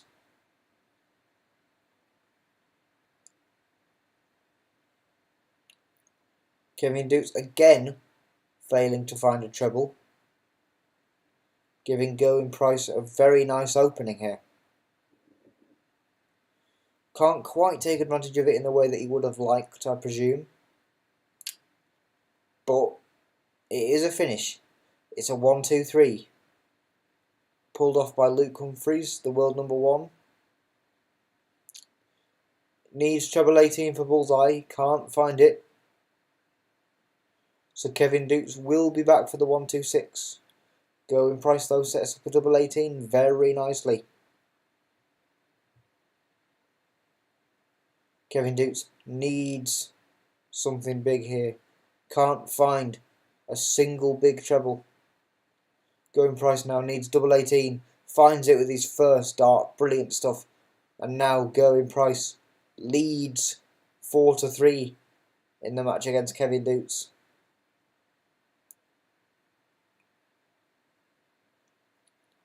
He could be 5-2 down. But all credit to Going Price.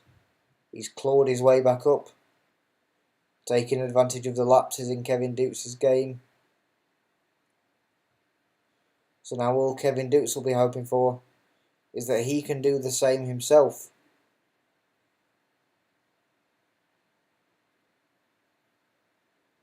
Decent 140 there from Dukes. But Going Price with a brilliant 180. Leaves 46. Kevin Dukes is in serious trouble now. Finds a treble 18. Leaves the big fish. But Going Price wants tops and gets it. No messing around from the Iceman. He is ice cold. So now, just like that, the dynamic of the game is very different. And Kevin Dukes can fire in as many 180s as he likes. But he is in deep trouble. A 5.5 point discrepancy in the averages really showing the effects here. Kevin though, on for a 9, not quite the last dart, just goes below. What a story that would have been. Going Price though with a slight lapse. Looks like this leg is definitely Dukes' to win.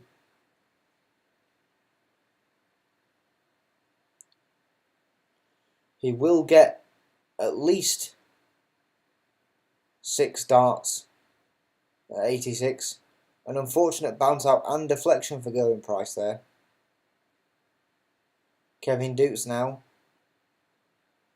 Decides not to set up. Sets up double 16 instead. Another bounce out for Going Price. A slight smirk on his face there, as you can see. Well, not that you can see because you can't see the screen. Kevin Dukes needs double 16. Misses twice. Misses 3 times. Something he can afford to do though. Going Price still not on a finish. But you don't want to be relying on your opponent making mistakes. Kevin Dukes desperately wants double 16. Misses a 4th time. Misses for a 5th time at double 16. Does not miss the 6th time. Makes it 5-4. But Going Price now has the darts to win the match. Lack of a big treble in that first visit could be an opening for Kevin Dukes. Can he make the most of it? He can with 2 treble 19s. A brilliant 1-3-4 there from Kevin Dukes. And a deflection from Going Price. 2 deflections, in fact. Into the treble 5.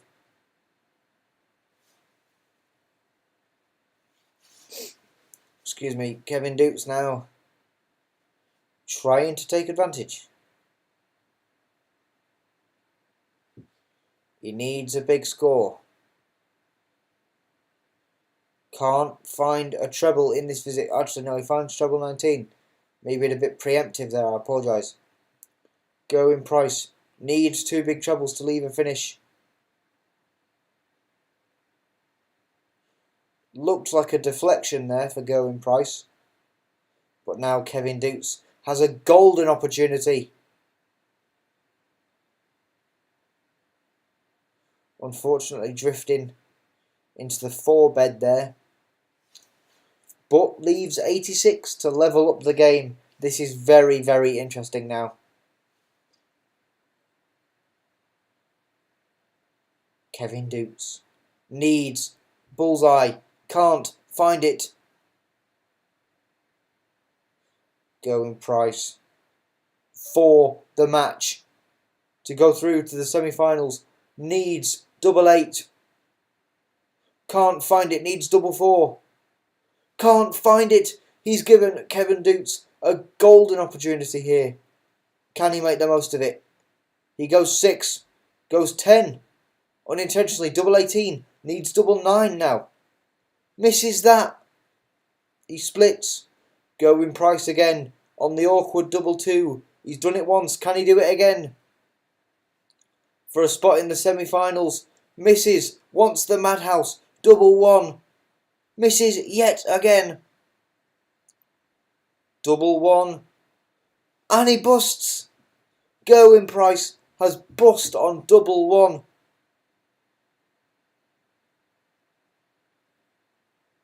Unthinkable.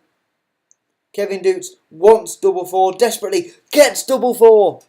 It is now 5 legs apiece with Kevin Dukes with the darts to win the match now. This game has had more twists and turns than a bloody roller coaster, ladies and gentlemen. But we are finally here. The deciding leg. Kevin Dukes to throw first.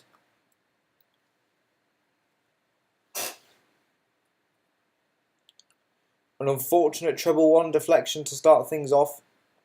Does find 1 treble 20 though. Going Price.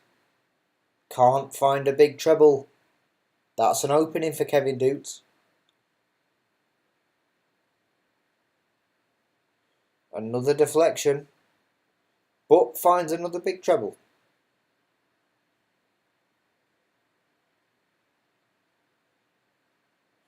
Going Price putting in a 140 there. Not too bad.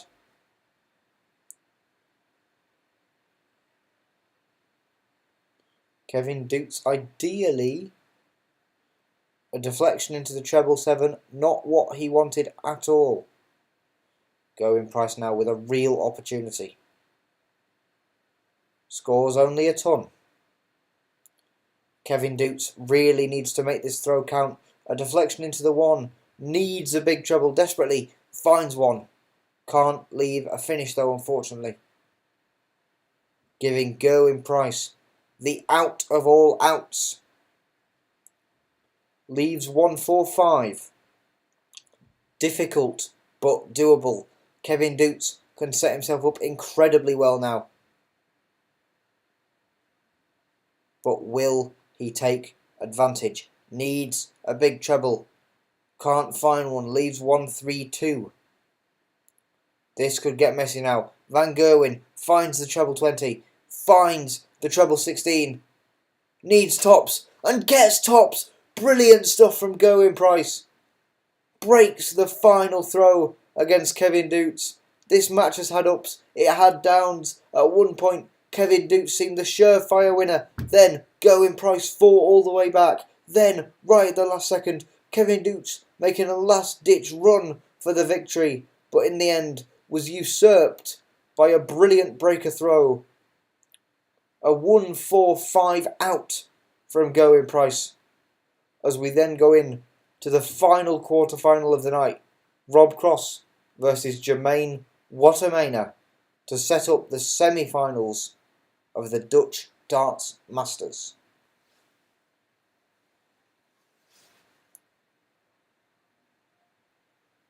Wow. Wow, wow, wow. If you thought yesterday was good, folks, and it was, tonight is brilliant. Bahrain, when it got to the final stages, very good quality of play. But this has been top level all the way through tonight.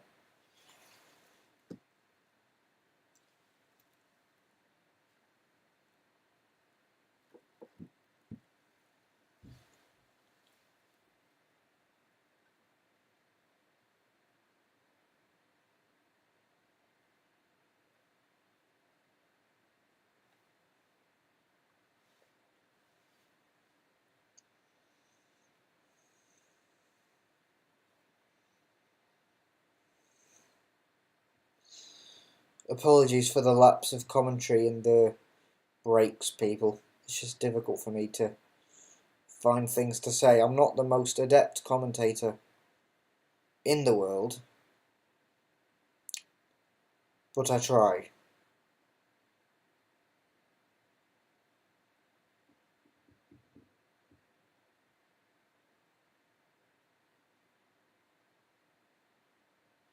You can certainly give me that.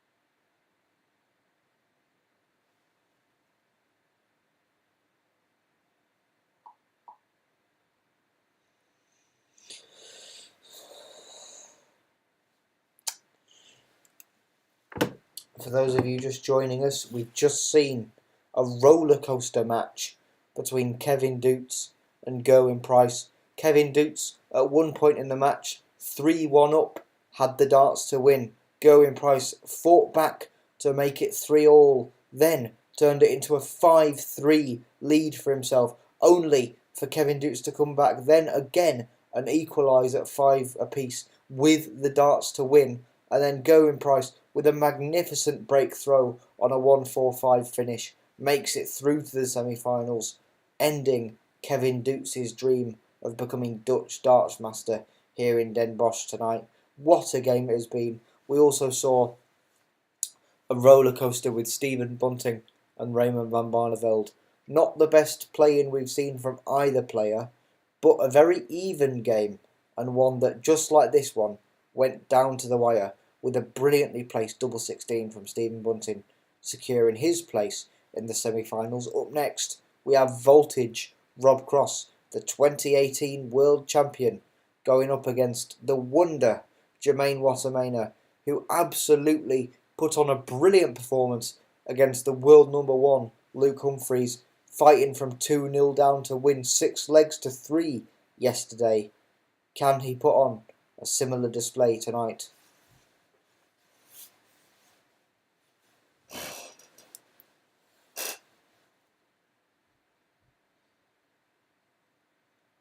I think after this match, I'm going to go and cook some food. Hopefully, won't be too late. I shouldn't think.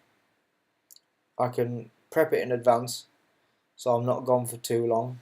The averages, though, brilliant stuff from Gerwin Price. 91, 7 points above Kevin Doots' 84. But, and also Gerwin Price having slightly more checkout success. But you would not think that based on the scoreline. And I know that I said 6-1s can be close, 6-2s can be close. This was the closest of 6-5s you could have possibly gotten. And now Jermaine Wattermainer takes the stage against Voltage Rob Cross. I myself favoured Jermaine to win this match narrowly, as the prowess that he displayed against Rob Cross was better. Against Luke Humphries.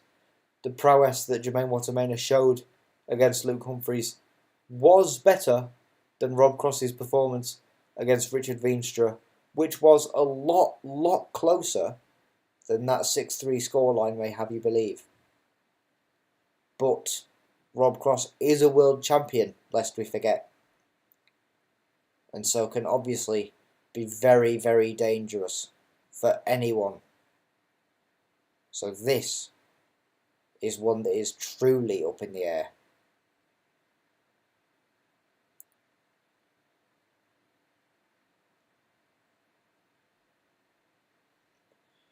This was actually probably my most anticipated quarter-final. With good reason, I think you'll agree.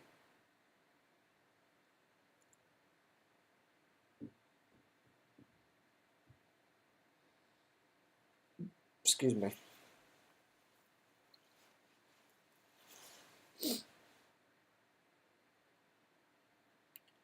Jermaine Watermainer now making his entrance to some classic Dutch style, hard style rave music.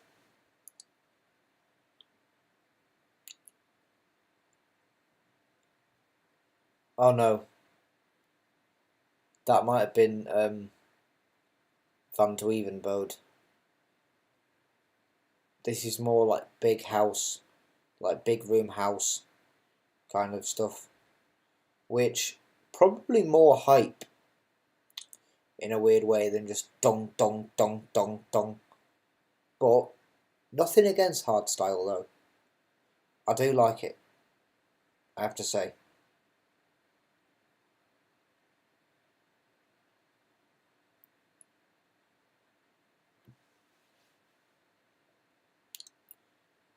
Jermaine Watermainer really relishing his time out there.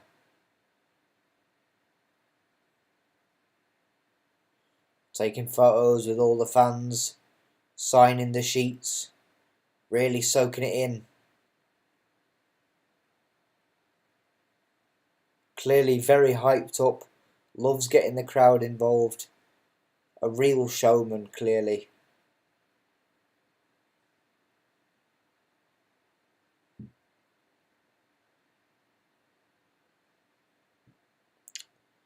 Good stuff there from Jermaine Watermainer.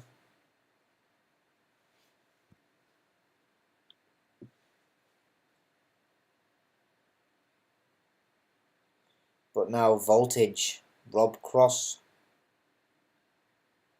coming to the stage. Hoping that he can pull out a quality performance needed to beat Jermaine Watermainer. Did a decent job against Richard Veenstra, but again it was very close. So I think if Watermainer's on form, Rob Cross will have to do better than he did yesterday in order to beat him. No doubt in my mind. But that all depends on Jermaine Watermainer. It is his game to lose.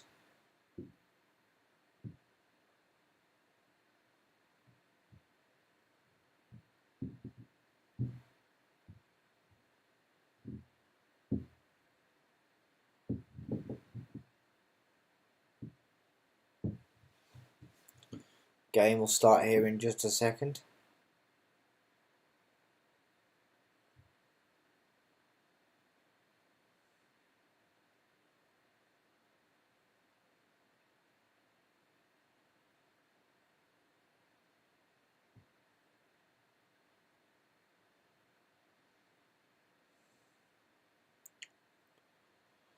So this is it, the Clash of the Titans, Jermaine Watermainer, 2019 World Series of Darts, Finals last 16, 2024 European Championship finalist,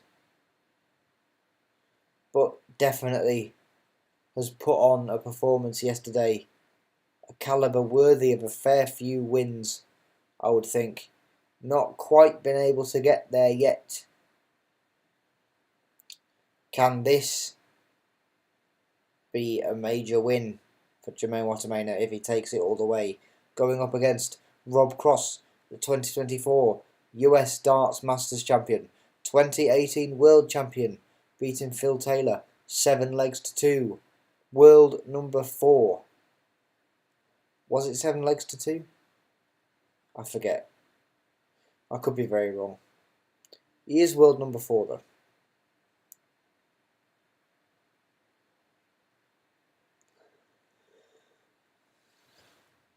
Excuse me. Rob Cross to throw first here. Coming out of the traps, firing with a 140.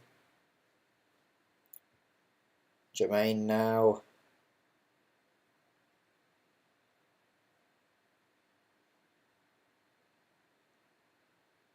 Will want to make a mark.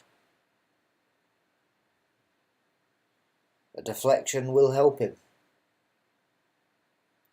But Rob Cross cleans up nicely with 2 treble 19s.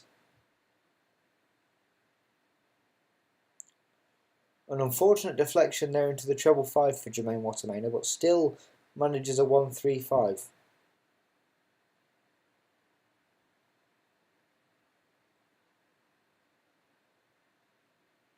Rob with an awkwardly placed dart there. Can't find a treble. Not surprised, that was an awkward one.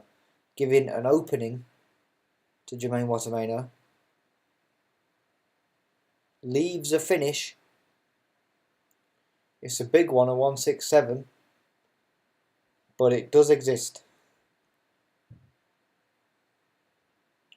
Rob Cross ideally wants a big treble. Can't find one. Leaves 127. This could get messy, folks. Jermaine Watermaner can't find a big treble. Leaves 110. Rob Cross, I think, will need this 127. Can't quite get it going.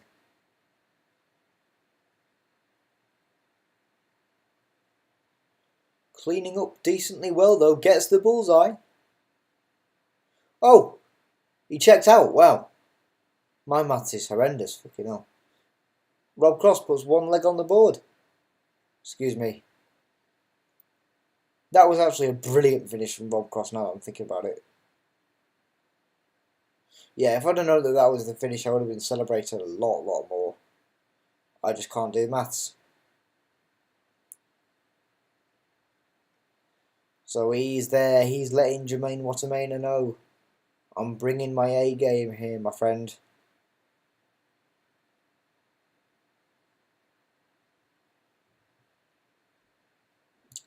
And Jermaine Watermaner will just have to try and match it.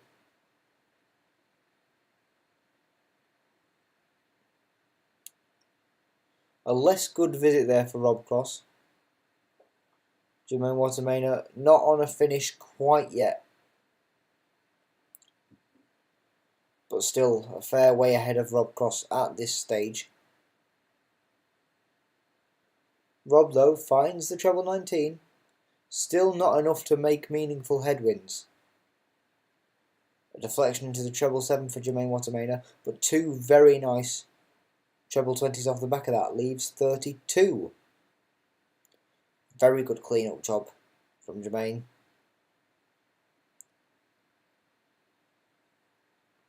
Meaning he will get 6 darts at 32. Needs double 8. He deflects, unfortunately. Bus score. I said he'll get 6 darts at 32. I was wrong. Rob Cross has the big fish, the 170. Can he do it? No, he can't. Can he at least set up well? Yes, he can. That he can do. Jermaine Watermaner can't find double 16. Needs double 8. Finds it that time. A bit scrappy towards the end there.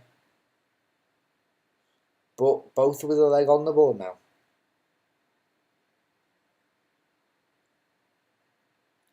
Rob Cross with a 180 right out of the gate. The first one of the match.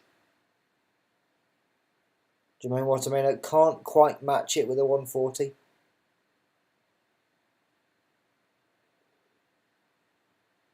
Could we see a 9? We've had 2 chances so far tonight. No, it is not to be. As the 5th and the 6th dart fall outside of the treble 20 bed. Jermaine Watermaner unable to find a big treble. Giving Rob Cross a relatively straightforward hold of throw. That is, if it wasn't for the deflection into the 7 and the lack of a big treble. Leaves 176. Jermaine Watermainer could clean up now, but can't. Finds 1 treble, but it's not enough. He's going to have to hope that Rob Cross scores low to give him a chance to set up well. A 1 will help him. A 5 will help him. And a 7 will help him. 3 back-to-back deflections for Rob Cross leaves a bogey number, gives Jermaine Watermainer a very good chance now, which he can't quite take advantage of with an unfortunate deflection of his own. But now Rob Cross in a good position to set up himself. And does so very, very nicely, leaving double 16. Jermaine Watermainer, though, for a 1-2-4, needs the bull, can't find it.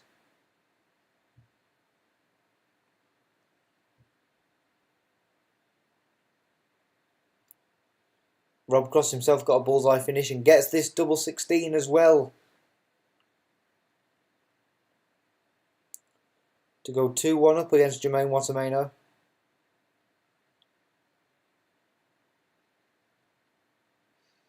$15, $16, $17 dart legs so far. We ideally want to be seeing some 13s or some 12s here soon. Deflection for Rob Cross. Jermaine Watermainer only able to find a ton.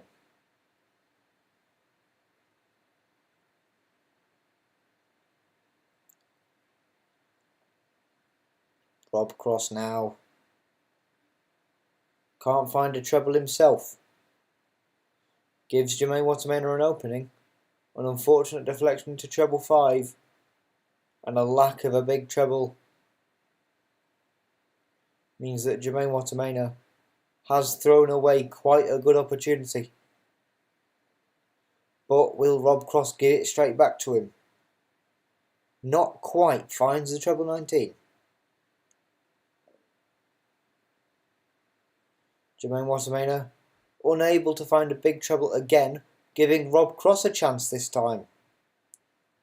If Rob Cross can find a few big trebles or a max, this could be the first breaker throw of the game. A 5 deflection will not help, but cleans up nicely with 2 double 19s. Leaves 156. Jermaine Watermainer, though, with a brilliant 180.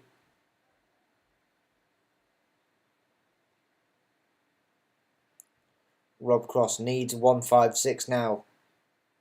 Can't get it going. Can't set up in a way he would have wanted either. Leaves 96.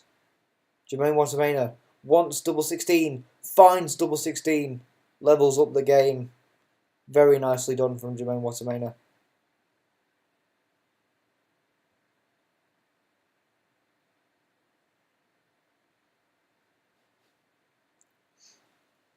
All of these matches tonight have been very, very well fought.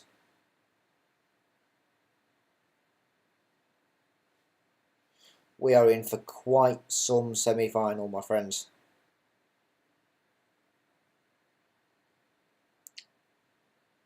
As Rob Cross goes to fire in another max. Brilliant stuff. His second of the game, I think. Jermaine Watermainer only 1 point behind him. So, Rob Cross finds the treble 18. Leaves the big fish. Jermaine Watermainer needs a big treble. Can't find one. So giving Rob Cross a brilliant opportunity.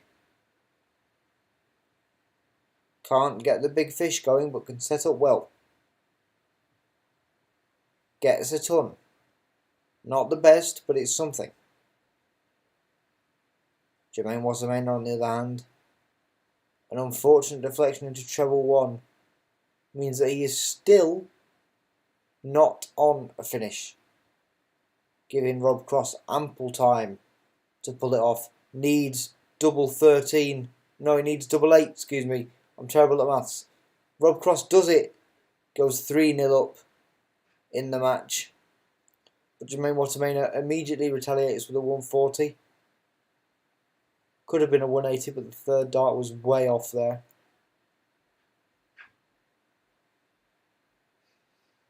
Rob Cross goes with a treble 1 and can't find a big treble, giving Jermaine Watermainer a big opening. Fires in another 140.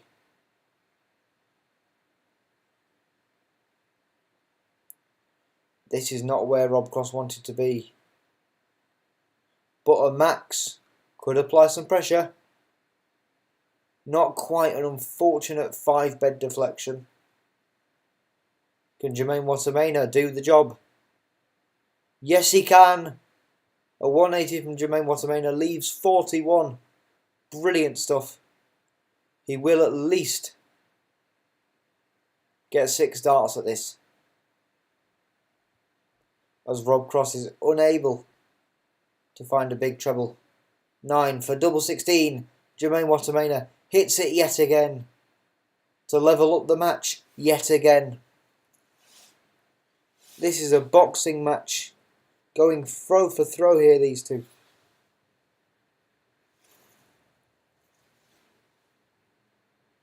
I apologise for that disgusting visual on your screen. I had an itchy ear. But neither of the guys... Well, Rob Cross finding a 137. Jermaine Watermainer not finding a big treble, only ending up with 58.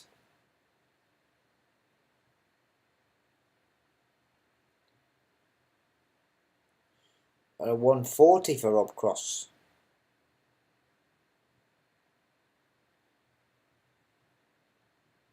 Another lack of a big treble.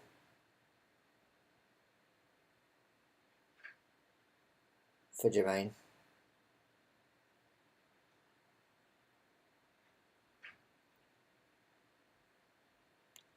Rob Cross can't find a big treble of his own. Leaves 164 though. And he will get at least 6 darts at it. As Jermaine Watermainer still not on a finish. Rob Cross is on for the 164. Needs the bullseye now. Doesn't go for it. Chooses to set up instead. He can afford that. So it's fair enough. Sets up double 18. An unfortunate deflection for Jermaine Watermainer means he will get plenty of time to go ahead. Rob Cross, double 18 to go 4-3 up in the match. Hold throws all the way through here. Not a breaker throw to my knowledge yet. Could it be this leg? Jermaine Watermainer's hoping not. But Rob is saying perhaps, not quite. An unfortunate 1-2-1 deflection.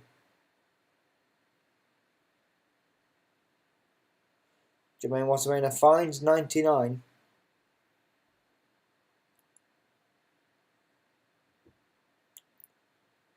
An 11 dart leg from Jermaine Watermainer in leg 6, the best leg we've seen so far. But that means nothing when Rob Cross is scoring like that. A 180 against the throw. Could it be a 162 for Jermaine Watermainer? Yes, it is. Brilliantly done. Leaves 140. Rob Cross leaves a ton. Can Jermaine Watermainer do it? No. Unfortunate deflection. And another deflection into the 1. Leaves 99. Can Rob Cross get the ton? Treble 20 for double tops. Steadies himself and gets it first time. Brilliant stuff. as he breaks through for the match against Jermaine Watermainer. Out of nowhere, Rob Cross now has a 5-3 lead. Jermaine Watermainer had a great showing against the world number 1 Luke Humphries yesterday, but has just been outclassed tonight by Voltage, former world champion. 6-point average discrepancy. Rob Cross averaging just over a ton at this stage.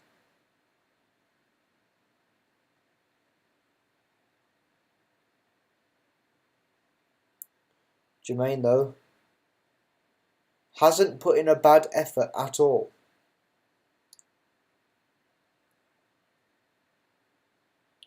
But Rob has definitely performed better in this game, despite a number of troubleless visits and unfortunate deflections. Jermaine Watermainer also having trouble finding big trebles.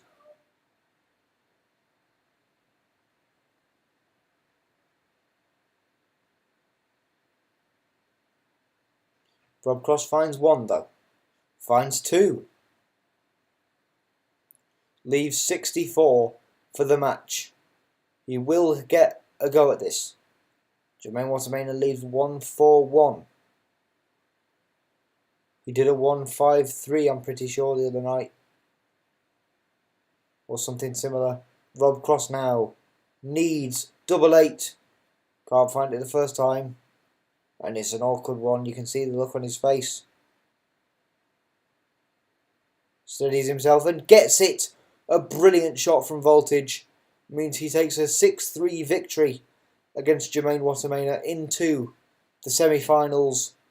What a semi-final this is going to be. Your semi-finalists: Stephen Bunting, Luke Littler, Gerwin Price and Rob Cross. All the local players unfortunately bowing out then at this stage, leaving the PDC Stars to battle it for the crown.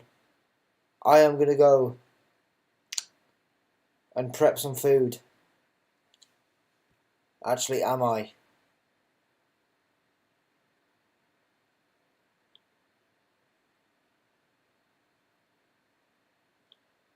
I'm just going to wait for the break before I do anything, because I don't know if they go straight into the semi-finals, because I actually missed it live last week. Oh no, there is a break. Right, I'm going to go put some tea on, but do not go anywhere, as we have the semi-finals of the Dutch Darts Masters coming up very, very soon.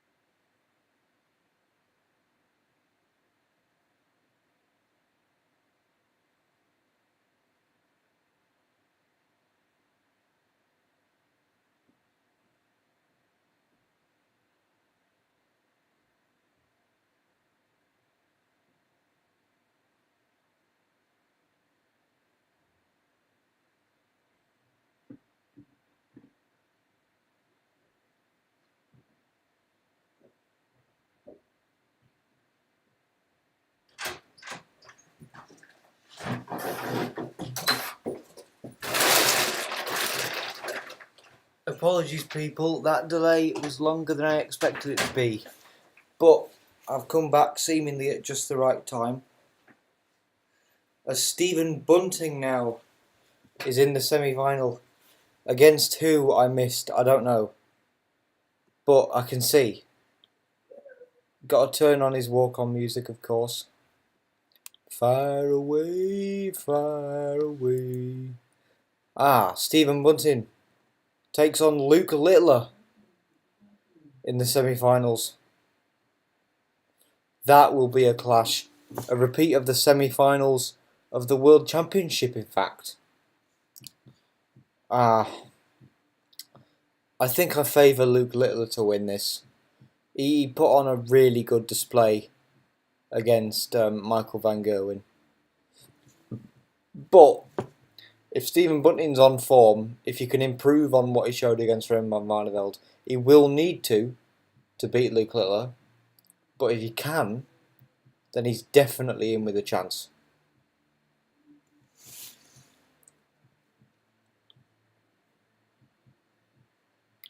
It all depends on him, though.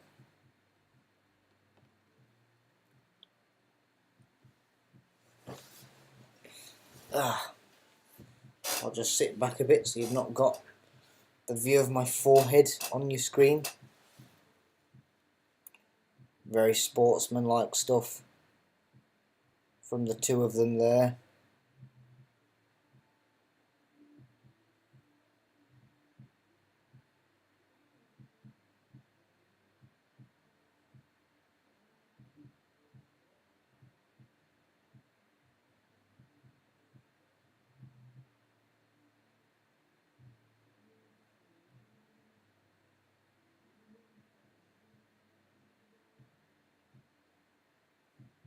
So, first semi-final of the evening gets underway.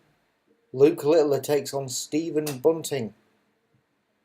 A repeat of the semi-finals in the World Championships where, of course, Luke Littler decisively beat Stephen Bunting. Will he do the same here?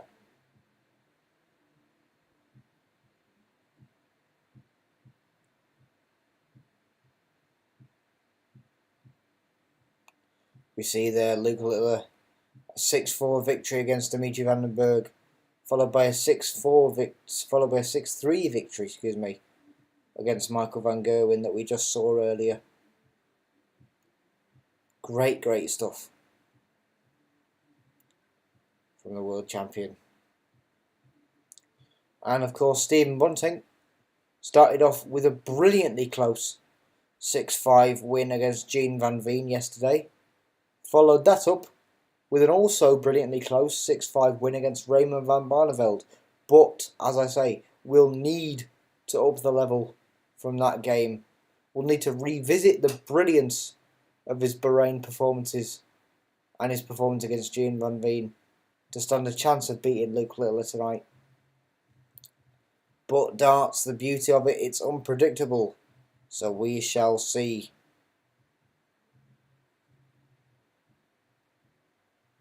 Stephen Bunting to throw first, starts off with a ton. Luke Littler answers, tries for the 177 and 1-3, ends up with 139. Sorry, words got lodged there a little bit. Stephen Bunting finds a 140. Luke Littler finds a max. Very nicely done. Puts pressure on Stephen Bunting now. Deals with it well though. Leaves 130. Luke Littler though, machine-like, goes for the 162, can't quite make it happen. Leaves a very promising 56 though. Against throw, but Stephen Bunting needs the bullseye now. Can't quite find it. Just on the outer rim there. Luke Littler wants tops and gets it. Breaks throw out of the gate. in a race to 7 legs.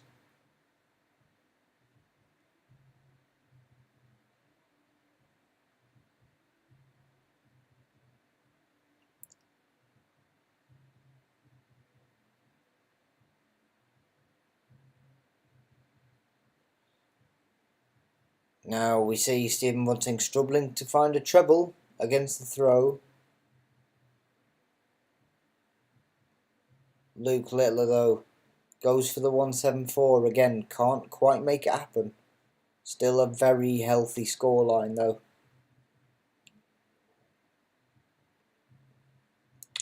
Stephen Bunting again can't find a treble for the second time. Luke Littler coming back with a max. Brilliant stuff from the world champion. Leaves 45 after 9 darts. We could see an 11 darter here for Luke Littler to go 2-0 up. Stephen Bunting not having found a single treble yet in this leg. An unfortunate... Oh, shit, no. I completely forgot. Luke Littler with a perfect 11 dart leg. 2 11 dart legs on the spin, in fact, against Stephen Bunting. With an average currently of 136.5 plus, as opposed to Stephen Bunting's 99.5. Those are numbers that you can be impressed by.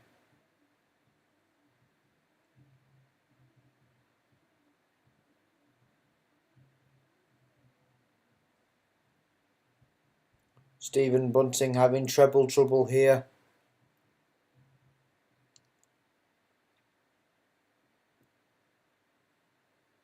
Luke Littler having some of his own.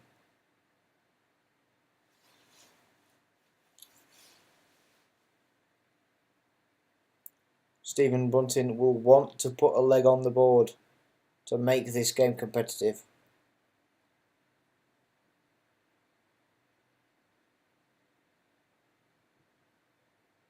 But Luke Littler finds 1 treble. Stephen Bunting, though, now could be on for a max. Not quite, it's a 140, leaving 106. Not impossible. And he'll get a go at it. He'll get 2 goes at it, in fact. Good start for Stephen Bunting. Very good start. Double 16. Not quite. He will be back, though.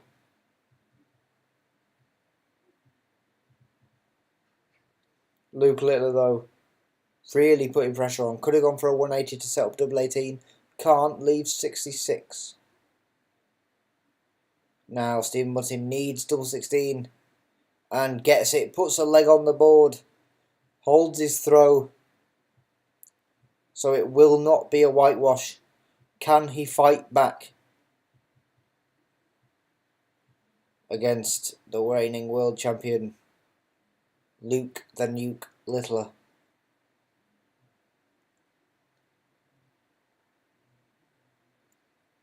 Nukes do obviously have a lot more firepower than bullets in real life, but Stephen Bunting has shown some absolute prowess over the past year. Let's hope he can dig some of that out later on into the match here.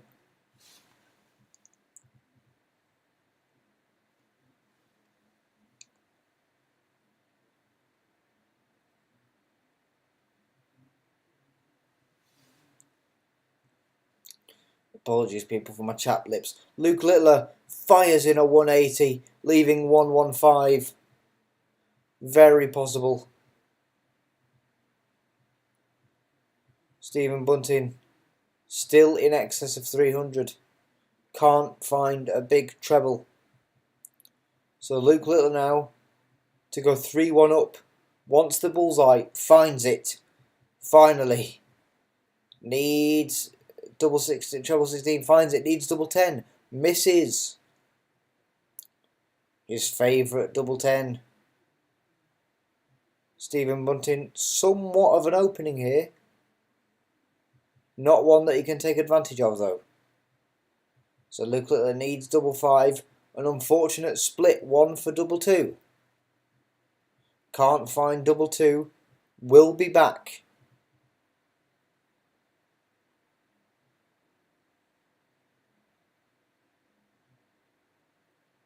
Stevens clearly getting frustrated up there.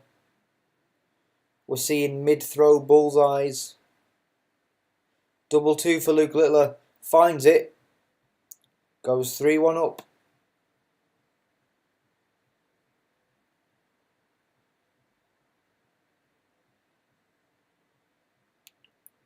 Stephen Bunting now finding a bit of mojo, it seems. Hits in a max. Very good way to start. Luke Littler can't match it. An unfortunate 5 deflection.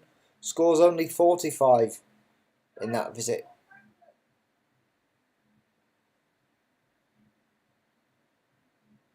Stephen Bunting can't find a treble to follow up the max. Luke Littler, however, follows up his own lacklustre score with a 140.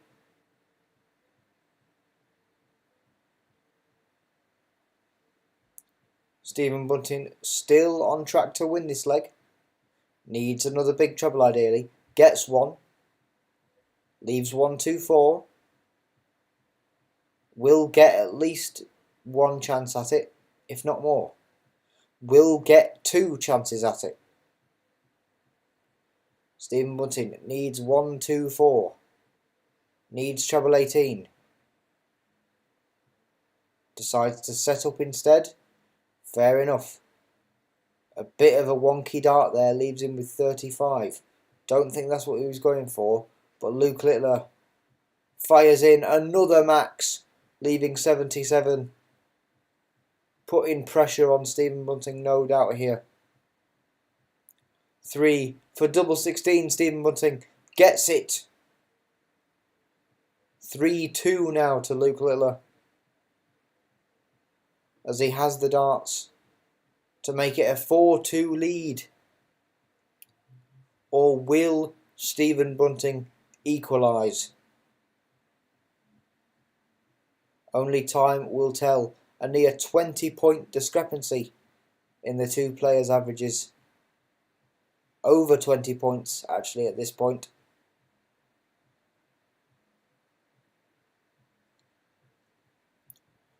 So Stephen Bunting really needs to improve. A 5 deflection will not help. Neither will a treble-less 19, but a treble 19 will go some way to try and repair it. Luke Littler has his own treble-less visit, giving Stephen Bunting a bit of an opening here. 2 big trebles, and this all of a sudden is very different. Finds 2 big trebles. Can he find a max? Yes, he can! Stephen Bunting not quite on a checkout just yet, but well on his way there. Luke Littler, though, seeing to apply pressure. An unfortunate bounce out means it's 120, not on a finish yet. Stephen Bunting can set himself up incredibly well here. He will likely only get 1 shot at the finish, though. Oh, brilliant from Stephen Bunting there, leaving double 16. A 150 visit, but Luke Littler on similarly clinical form, leaving tops there. So double 16. Stephen Bunting needs it for a 13 dart leg. Can't find it. Needs double 8. Can't find that. Can he do it again? Yes, he can. Stephen Bunting breaks throw to level up the game with the darts to lead. And that is a break, ladies and gentlemen.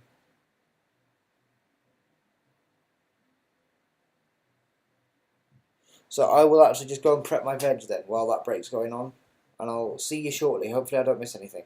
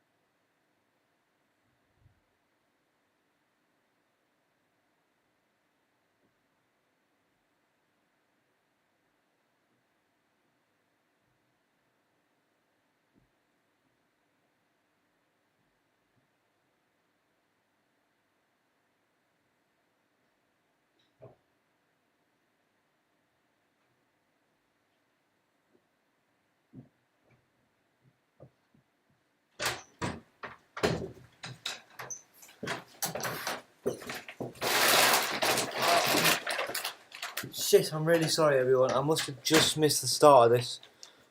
I tried to be as quick as I could again, but it seems like Stephen Bunting is doing a decent job holding his throw in the 7th leg.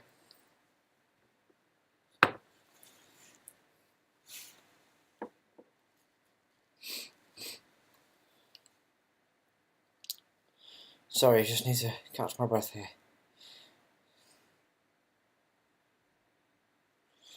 Stephen Bunting finds one big treble, excuse me.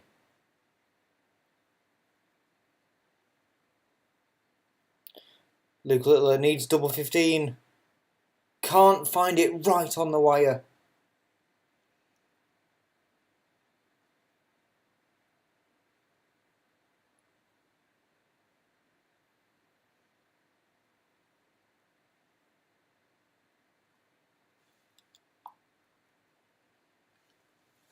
Stephen Bunting now with a real chance, needs double 16, can't find it.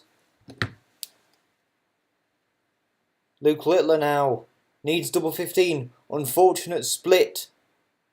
Needs double 6, finds double 6. Breaks throw to go 4-3 up against Stephen Bunting.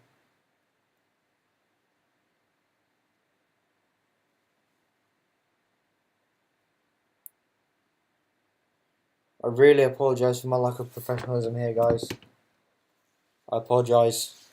Stephen Bunting, though, coming out of the traps, swinging after a lacklustre 41 visit from Luke Littler, scores 140. Luke Littler equals that.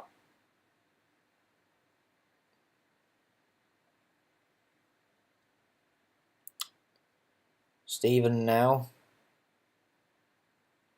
looking to make some headwinds. Luke, though, can't... finds the treble 17. Doesn't leave a finish, though. Leaves Stephen Bunting with an opportunity here. Not one that he's going to capitalise on, unfortunately. Only scoring 60.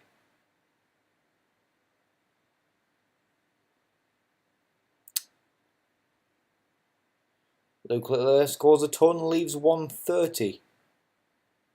A check out well within his ability. Stephen Bunting, though, putting the pressure on with a max. Brilliant stuff from the bullet. Is it enough, though? Luke Littler needs the treble 20. Can't find it. Can't find the bullseye either. Leaves 65. Stephen Bunting now with a real opportunity to level up the match. Needs double 12. Finds double 12. A brilliant two-dart finish from Stephen Bunting. Breaks throw back to level up the game. It's all about holding throw now, people. If Stephen Bunting can just hold throw for the rest of this game, he will win. But against someone like Luke Littler, that is much, much, much easier said than done. Believe me. Both equal on checkouts and on scoring so far in this leg. Stephen Bunting fires in another maximum. Brilliant from the bullet. Brilliant, brilliant, brilliant. Luke Littler only finding a ton. Stephen now ideally wants another treble. Finds one. Sets himself up very nicely. Luke Littler now finds the treble 17. Leaves the big fish. Stephen Bunting needs 90. Can't find the bullseye. Needs to do a clean-up job now. Can't quite get it done. So this is a very risky move, but Luke Littler is on for the big fish. Bullseye! Ooh, just on the outside for Luke Littler. That was a very, very, very risky move from Stephen Bunting. Luckily for him, it paid off. But he can't afford to take chances like that again. Needs double 16 now. Can't find it. Needs double 8. Finds double 8. A lucky escape for Stephen Bunting as he goes 5-4 up in this match. He will be thanking his lucky stars that big fish wasn't quite reeled in. You can see on his face that there was some level of relief there. I am not surprised. An unfortunate deflection as Luke Littler pounces, delivering a 140.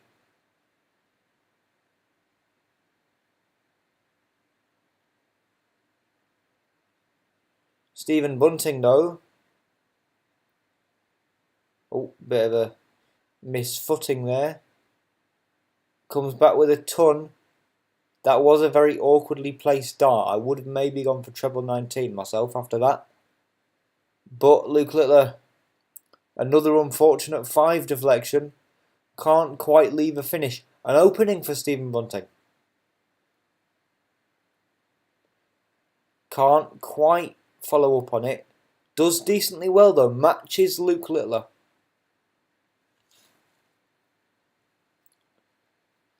Luke Littler though, setting it up brilliantly. Needs tops. Leaves tops. Can Stephen do the same? Not quite. A 20 and then a triple 1 deflection. And a missed bullseye. Not at all what he wanted. And Luke Littler only needs 1 darts at tops to level up the game at 5 legs apiece. Stephen has been here before, and this is normally where he would clutch the win.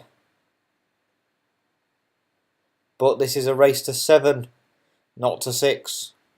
So all Stephen Bunting has to do is hold his throw. But Luke Littler is hot on his heels.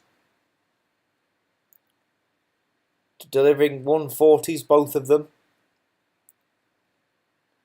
So this is dangerous for Stephen Bunting. Dangerous for Luke Littler as well, mind you.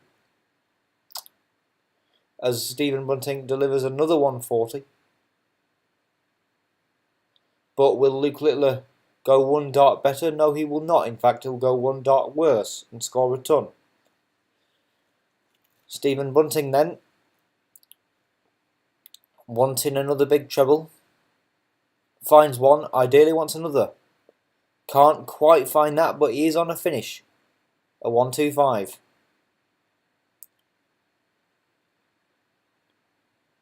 Luke Littler applies some degree of pressure. Leaves a 121. Which is very, very, very gettable. Stephen Bunting finds the 25. Finds the treble 20. Needs tops. Gets tops. A brilliant 125 check out from Stephen Bunting. Fantastic, fantastic stuff.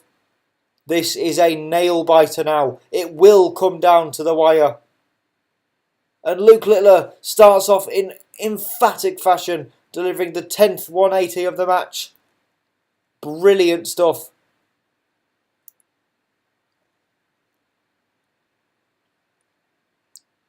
Stephen Bunting, a 140 there. Luke Littler is on for a 9. He's on for a 9. Not quite. 6th dart goes just high of the treble 20 bed. That I believe is the 4th thwarted 9-darter attempt we've seen tonight. Stephen Bunting, bit of a messy visit there, but cleans it up, sort of. Luke Littler had a trouble finding big trebles there, but leaves 124. Little bit of an opening for Stephen Bunting, dare I say. Not going to be able to capitalise this time. So Luke Littler will get 6 goes for the match. Needs bullseye.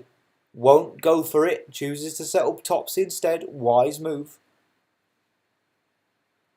But I think we all know that this is more than likely going to come down to a deciding leg in this semi-final match. Stephen Bunting with a very nice setup though.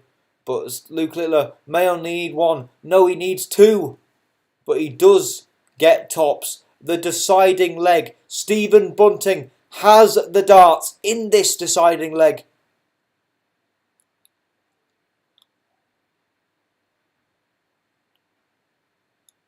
This is tense.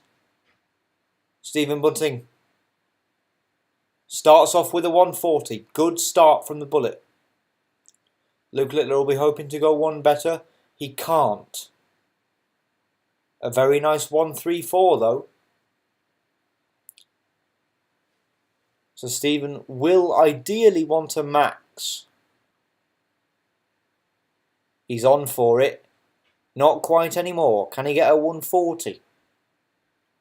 Not quite. Only a ton. Still has the advantage. As Luke Littler, a rare trebleless visit, gives Stephen Bunting a serious upper hand here. Finds 1 treble. Finds 2. Finds 3 for a max. Leaves 81. Stephen Bunting has darts to win the match. But Luke Littler coming back with a max of his own. Leaves 130. Stephen Bunting absolutely needs this now. 81 for the match. Steve! Double 50. Steve! Double 12 for Stephen Bunting. He goes through to the semi-finals against, I don't know, but he beats the world champion Luke Littler. That is the most hype thing I've ever seen. 7-6 victory for Stephen Bunting over Luke Littler. That was special. My God. I need to go get my food, but I will be back in like 5 minutes as we see the second semi-final. Oh my God, which will be Gerwyn Price versus Rob Cross. What a game that will be, and what a game this was. Stephen Bunting wins 7 legs to 6. Oh my goodness me.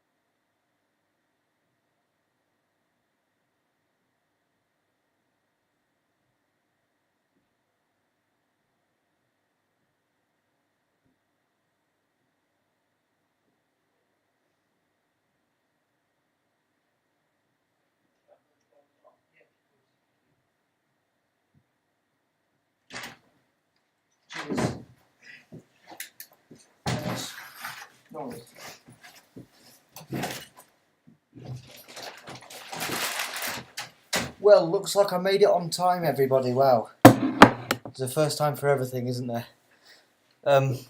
Right, yes, as we saw, I just lost my voice, but what a game. Luke Littler averaged 107.6, but that was not enough to beat Stephen Bunting as he pulled off a fantastic 7-6 win, meaning now that Gerwyn Price faces Rob Cross to determine who will go through to the final. as I eat my food.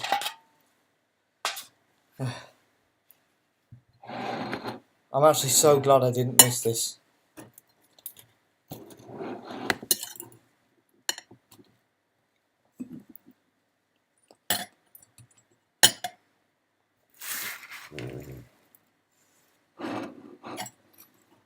Sorry, I've had to move my camera just slightly further away.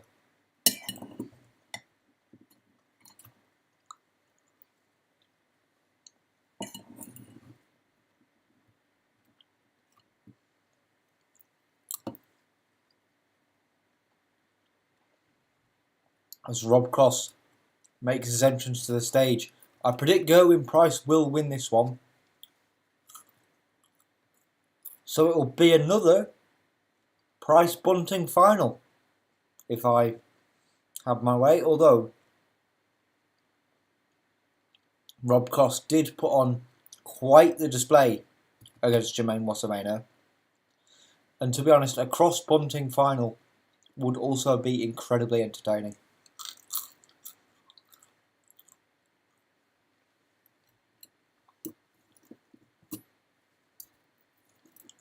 Whichever way you slice it, it'll be fireworks in there tonight.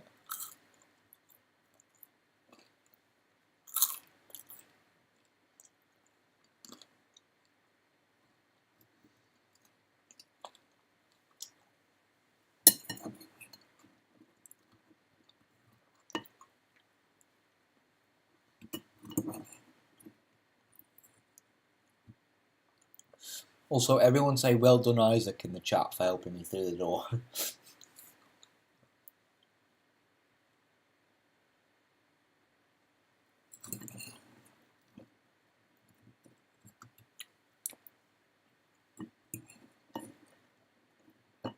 Pie instead of pasta tonight.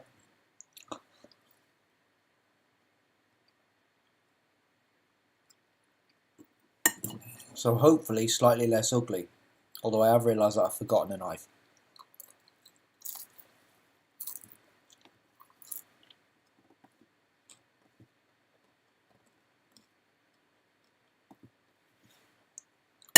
I'll be alright though, I think.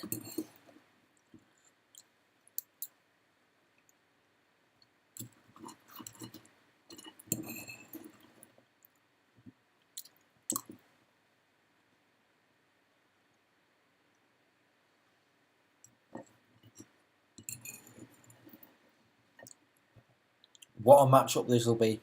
Gerwyn Price. A 6-5 victory over Kevin Dukes, preceded by a 6-2 victory over Danny Noppert. Rob Cross, a 6-3 victory over Richard Veenstra, followed by an emphatic win over Jermaine Wassermainer, also 6-3 if memory serves correctly.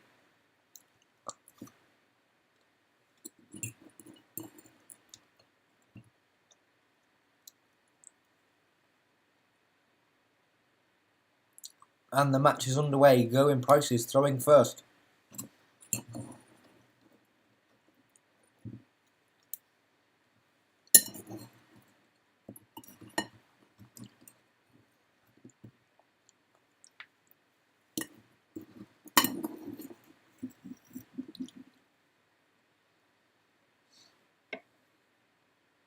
Not a great first visit for Gerwyn Price or Rob Cross there. But Gerwyn Price does tidy it up just a little bit. Rob Cross still unable to find a treble though.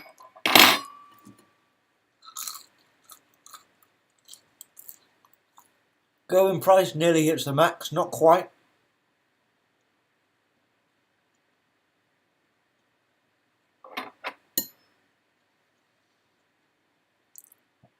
Will Rob Cross? No, he won't. Only finds one treble 20 in the end.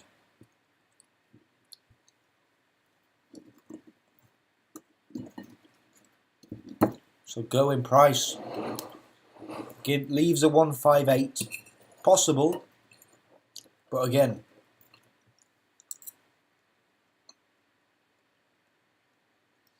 not very realistic. He will get more than one go at it though. Could he do it? No, he can't. An unfortunate treble one deflection. Unable to clean up how he'd like. So, a slight opening perhaps for Rob Cross.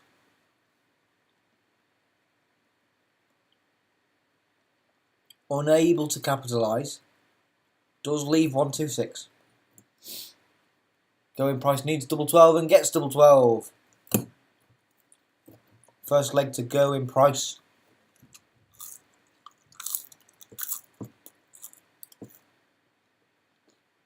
In a race to 7.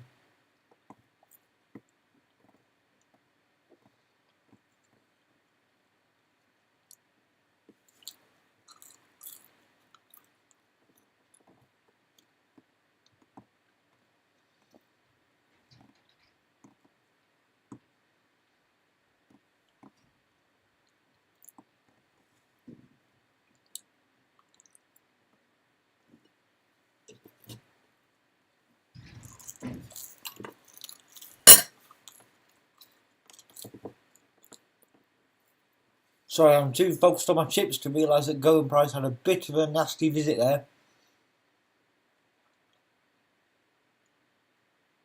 Rob Cross finds a ton, not ideal. But still, it's something. Going price finds 95. But it's still a fair way off a finish. Rob Cross going for the 171 now. Can't quite do it. A deflection into the 3 means he leaves 90. Still not bad. By any stretch. Going price putting on a bit of pressure leaves 130. Rob Cross though now. Can't quite set it up. So instead chooses to leave 32 for double 16. One of his favourites. Going price. Needs the bullseye. Can't quite find it. So Rob Cross will have a chance at double 16 here to level up the game. Can't find it the first time. But he can the second.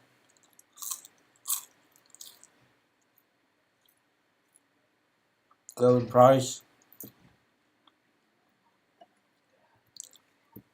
Very well placed 140 there from Gerwin.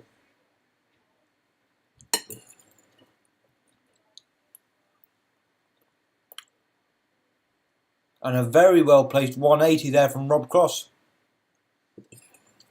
Could we have a 9? Many have tried and failed tonight.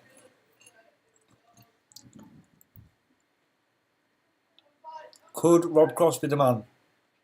Not in this instance. But a 140 is definitely helpful. Especially against the going price throw. Leaves 129 going price.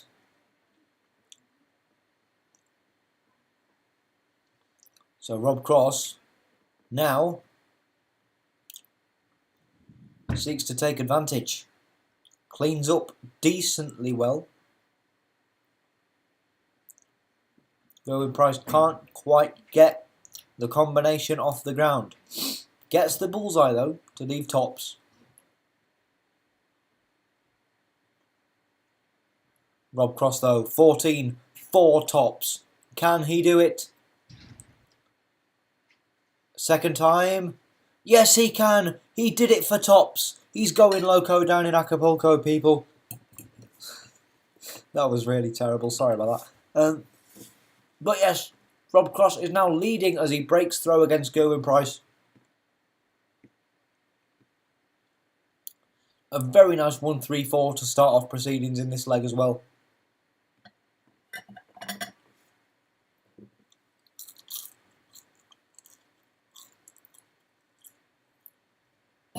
Gerwin can only answer with an 83.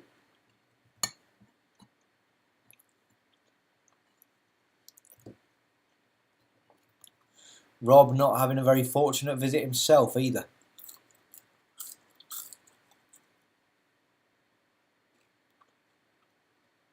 Does find one treble going price.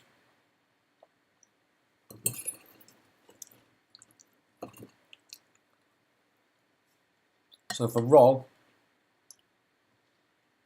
he'll be wanting to salvage this. Does so nicely with a 1-3-4. Going price not doing himself any favour with that 1 deflection, nor that 5 deflection. Giving Rob Cross a clear route to a 3-1 lead.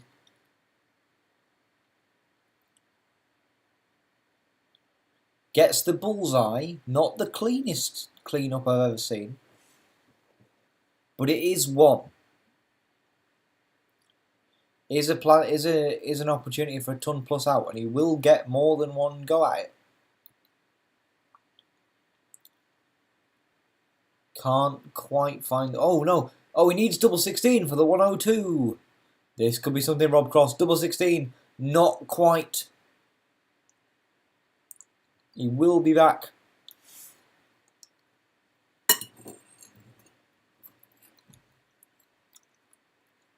Going price not an ideal visit there either. So Rob Cross with even more goes at this now. Only needs the 1 though, as he goes 3-1 up against the Welshman. The Iceman with the fiery personality. You can see the steely nerves.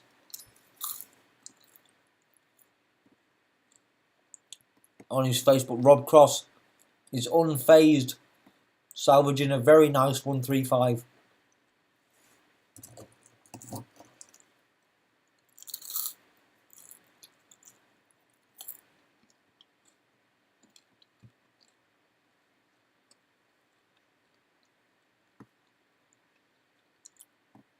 Is it going to be another 1-3-5? Not quite, only 85. Or 95, sorry. So Gerwin Price, though, has an opportunity now. Leaves 1-2-8.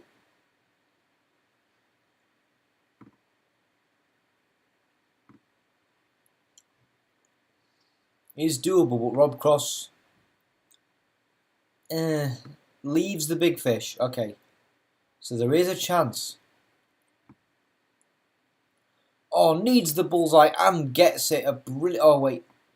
Oh no, fucking hell. I'm actually blind tonight. Gerwin Price leaves tops, but Rob Cross has the opening for the big fish. He is on for it. He doesn't look convinced.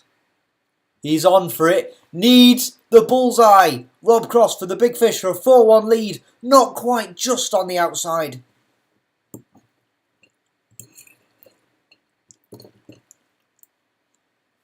So Gerwin Price needs tops, can't find it, needs double 10, does find it. A really good effort from Rob.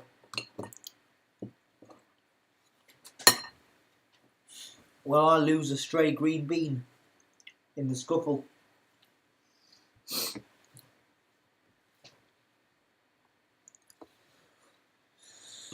Gerwin Price now.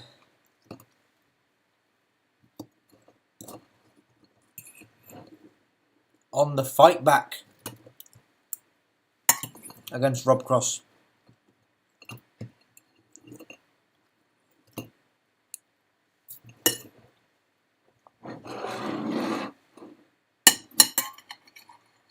Gerwin Price does find 1 treble, but otherwise that is certainly not the ideal visit.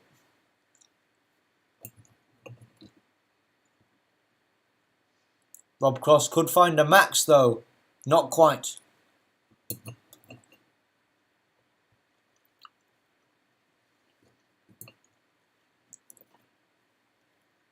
Does find a treble 19 though, Gerwin Price.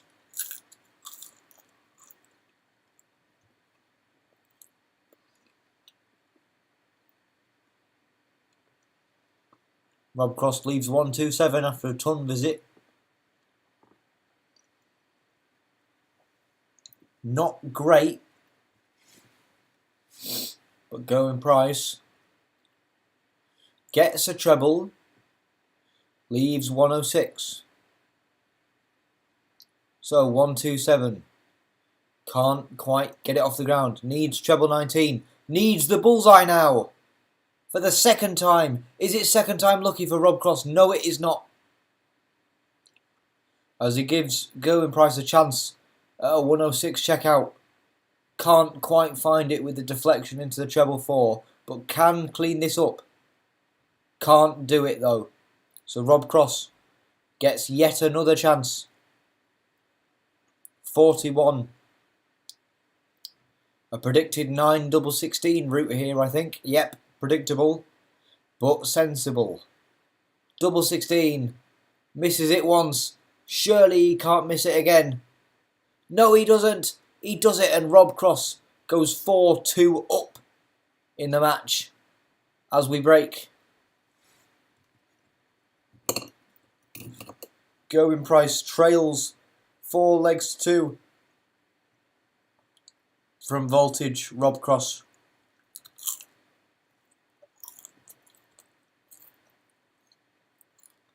Should be Gerwin Price trails 2 legs to 4. Excuse me.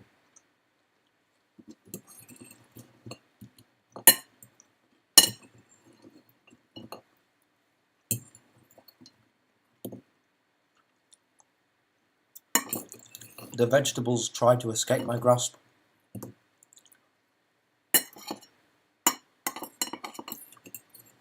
I had a green bean run off earlier.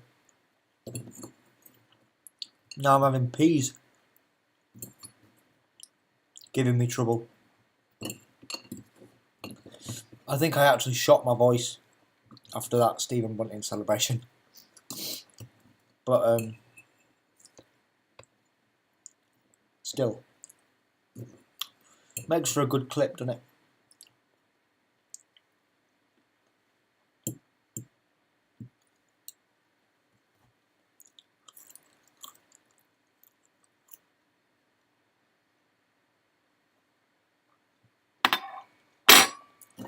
Pie and chips tonight rather than spaghetti for me. So I won't look as much of a horrific gorilla. Still probably not far off though. Unfortunately.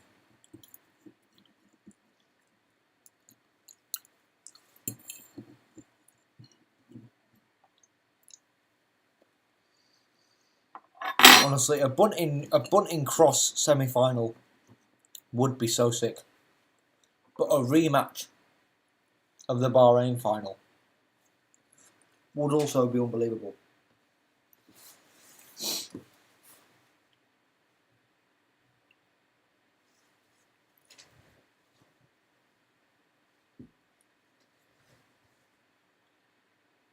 Ah, I've found my stray green bean. Time to throw you in the bin, sir.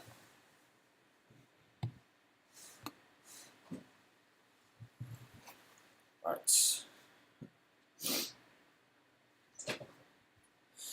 Sorry, I've got nothing to really talk about during these breaks. But, you know, bit of comic relief. Why not? I will have to nip off in the break just to clean the dishes very briefly.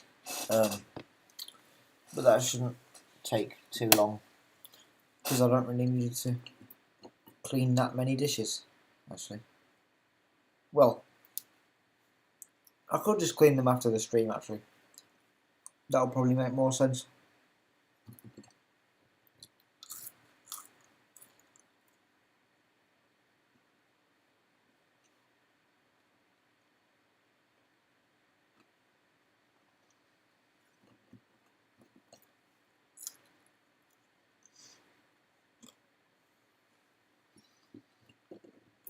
So it could be 2 major wins in a row for Stephen Bunting.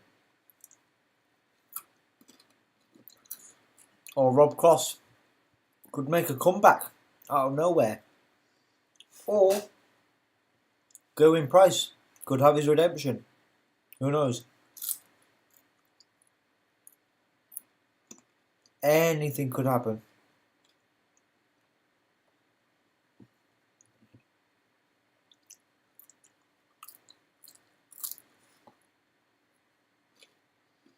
For those of you that are just joining us, Rob Cross is currently beating Bahrainian runner-up Going Price 4 legs to 2 in a race to 7. And in other news, I am eating pie.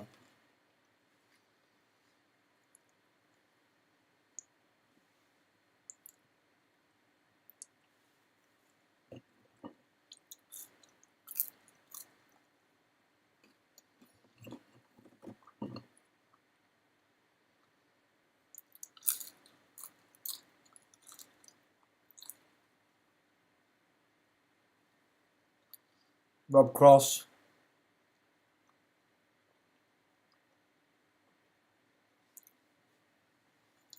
Only scoring a ton, but it's a lot better than Gerwin's 57.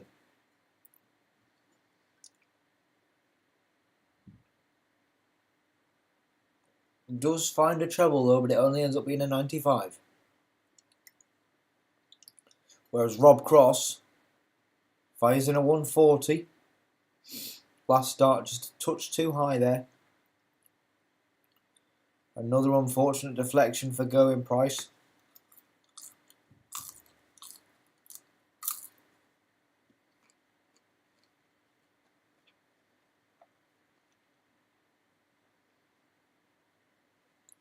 Rob Cross though scoring very high, leaving 1-2-1 after 9 darts against the throw.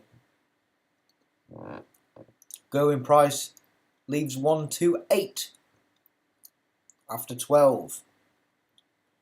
A big opportunity for Rob here. Huge. Has 96. Needs double 18 to break throw and go 5-2 up. And he does. Rob Cross now with a serious lead over Going Price. 5-2 with the darts to make it 6-2. And starts off with a max. Brilliant stuff from Rob Cross. Going Price in serious trouble here.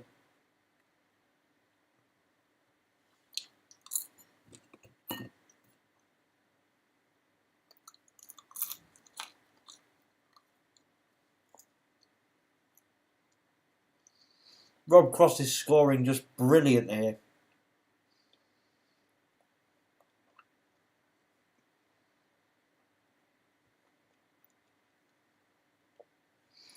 If Rob Cross wins this set, that means Going Price will then have to win 5 legs on the spin to face Stephen Bunting in the semi-final. And even for the best darts player in the history of time, that would be a tall order, especially with double 5, triple 5 deflections like that.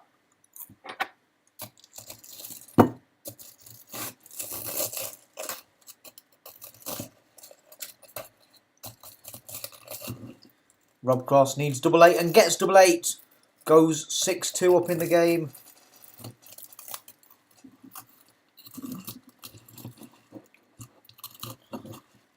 God, I forgot a knife.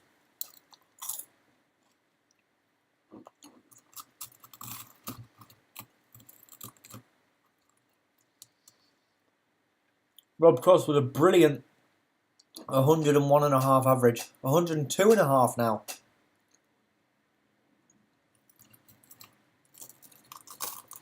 Going Price though hits in a max. Lets Rob Cross know he is no lying duck, sitting duck.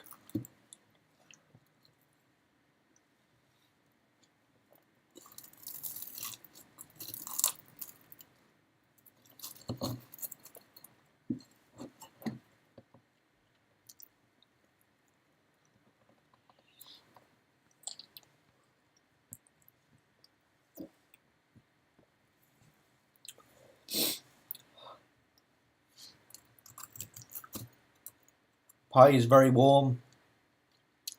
But Going Price needs 41 to win the leg. Double 12.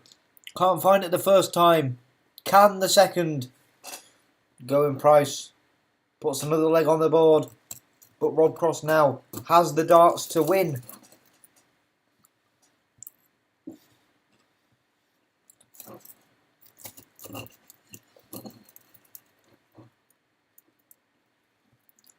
to go through to the final. Rob Cross starting off with a 57 will not do it.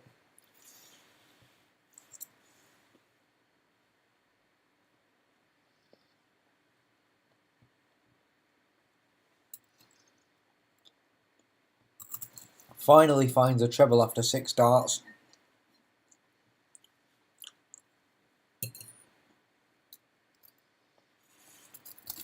But would have absolutely wanted one quicker than that.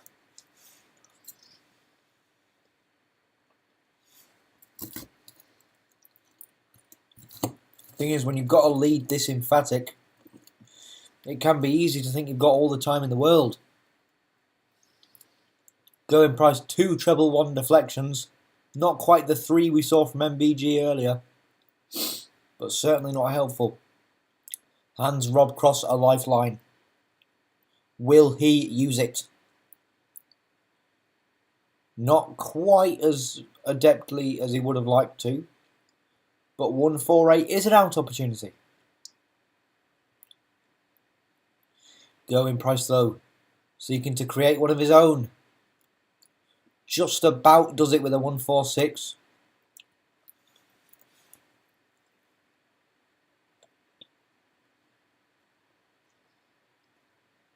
Rob Cross can't get the 148.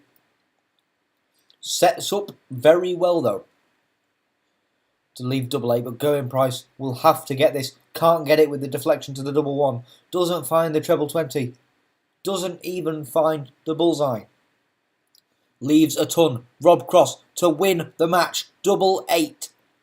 To go into the final against Stephen Bunting. 1 dart needed, and that is it. Rob Cross goes into the final, beating the Iceman, Going Price, finalist at the Bahrain Masters, semi-finalist at the Dutch Masters, as Rob Cross faces the bullet Stephen Bunting in the final tonight. What a final that will be. A tremendous performance from Rob Cross, easily the best we've seen in this whole tournament, and that includes the one against Jermaine Wattimena earlier. Class act there from Voltage.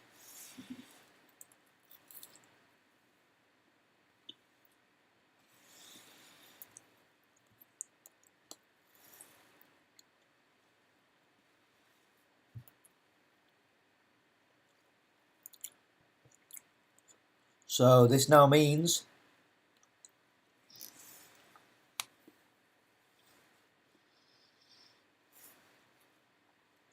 that we do have that epic Cross Bunting final on our hands. Really, really difficult to call. So difficult, in fact, that I'm not going to call it. Because honestly, with the quality that both players have shown, and the weaknesses that both players have shown, it could literally go either way. This game is on a knife edge, and that is the final that you want to see.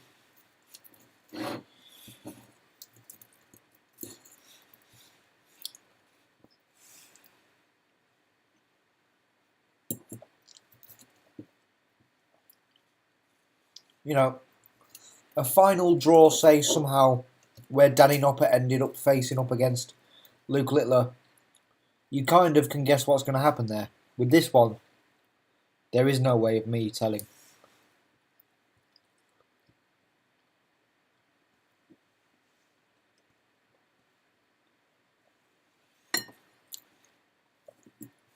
Let me know your thoughts in the chat. For those of you who just joined us, we've just seen Rob Cross book his spot in the Dutch Masters final after beating the Iceman Going Price 7-3 to go on to face the bullet Stephen Bunting, who had a nail-biting 7-6 victory over the world champion Luke Littler.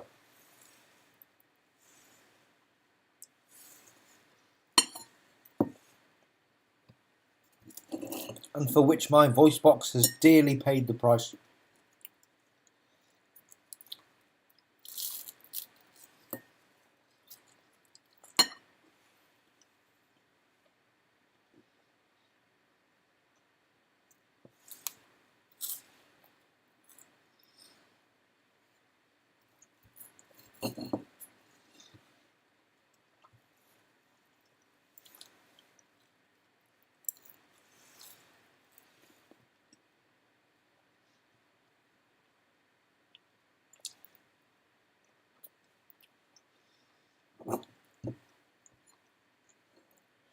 Really wishing I'd remembered a knife now. But oh well. Sometimes you just got to work with what you've got. Suppose I could have run and gone. Got a knife now.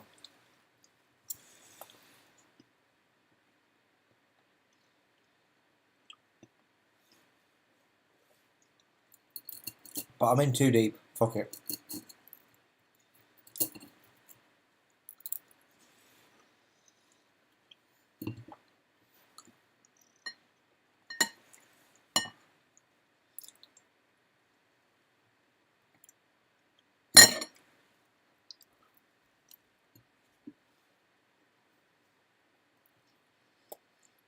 As we see Rob Cross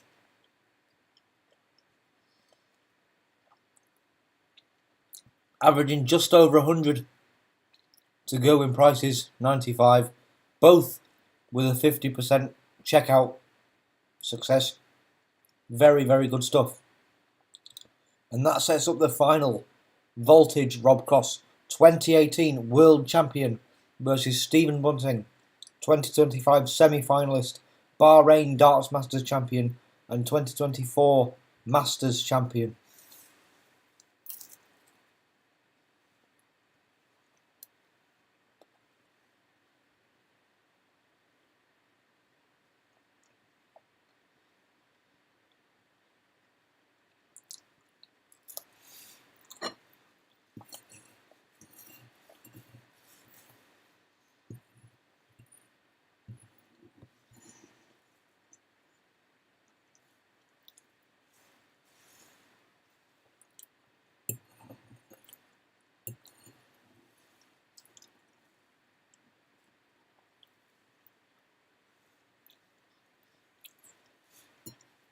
Just showing Stephen Bunting victorious in Bahrain last week after beating Gerwyn Price 8 legs to 4 in a brilliant final. Can he make it 2 titles in 2 weeks?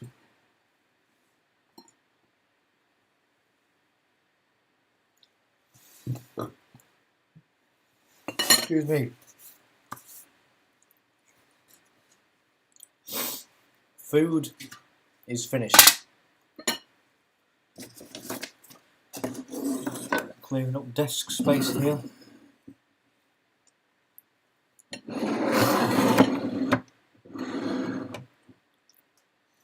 I'm actually just going to go refill my water bottle quickly while Mark Webster and I'm really sorry, I've forgotten the woman's name now.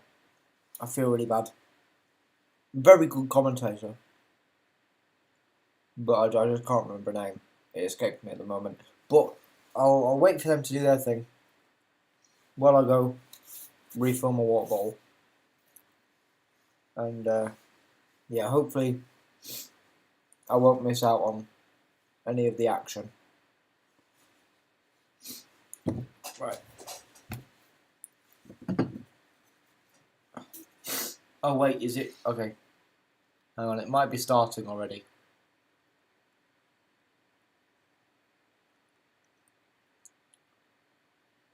Oh wait, no, they're just showing the Stephen Bunting last final leg, which was quite something. Oh, has my internet gone?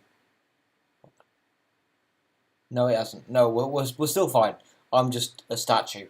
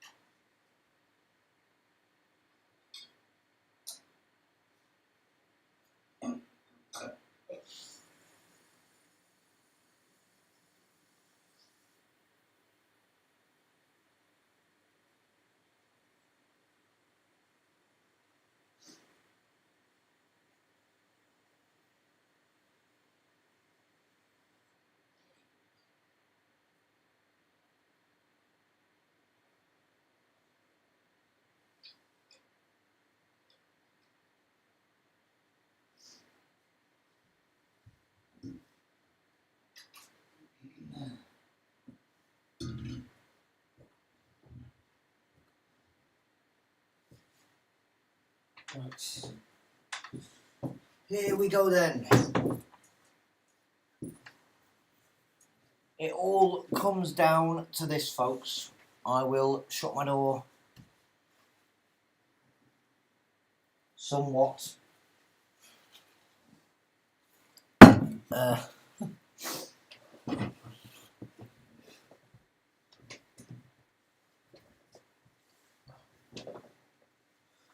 Welcome to the most scuffed commentary live stream you will see this year.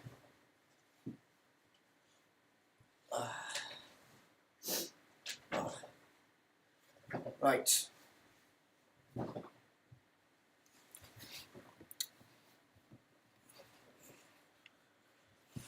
Remember, kids, it's always very important to stay hydrated.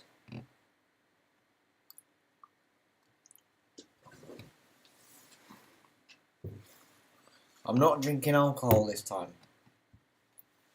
like I was yesterday, which may turn out to be quite a beneficial decision.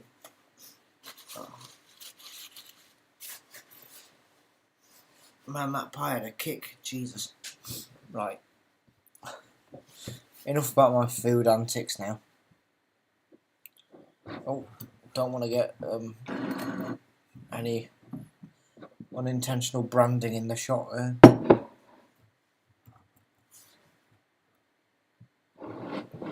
Perfect. Well done, me. Seamless job.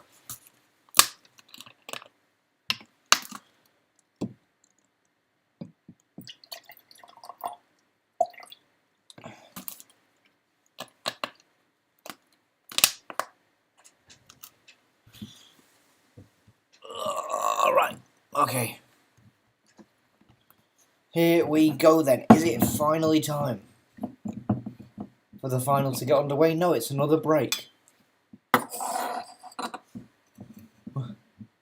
What? So you get to hear me talk at you for longer. Yippee.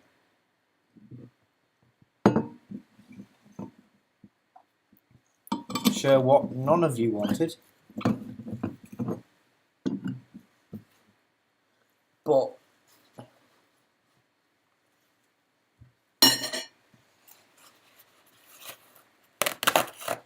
gives me another rest. So I'll take it. I say rest, I've been sat in this chair for the last like 4 hours pretty much.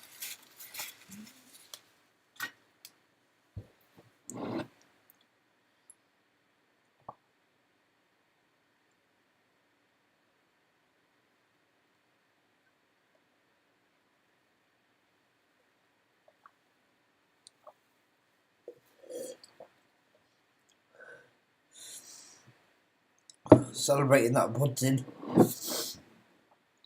win earlier, properly did my voice in. Sorry about me flemming up there. I did not mean to do that. That was unintentional. But we move on. Right, time to correct my lighting here then now. Is that any better? Just checking the stream now.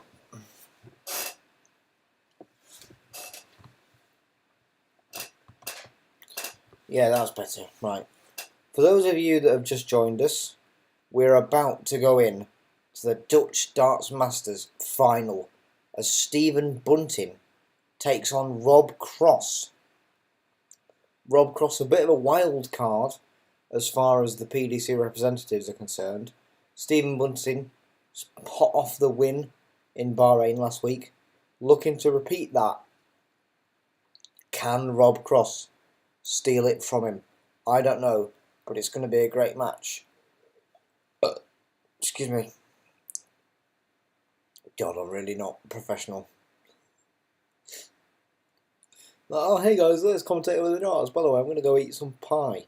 You know, and then, oh God, I'm going to like burp and snot on stream. It's fucking horrible. But I'm having fun. And as long as you're having fun as well, that's what matters to me. So All this will be archived anyway, so you can watch me being a fool again and again and again to your heart's content. I've set up a live streams playlist, so you'll be able to see all these. Whether I only live stream this one because I was able to do it, and that's the thing. I'll only live stream if I know it's feasible for me to do so. Like, I've got bits of work coming up in the next week or two that really need my attention. Hopefully I can make some time, but you know, if I can, then good. If I can't, then I just won't stream. But you know, when I do stream, you get quality content like this. So if it ever happens again, you know what you've got to look forward to. It's the bull off. I couldn't quite tell what happened, but we're here now. It's the final. Stephen Bunting versus Rob Cross.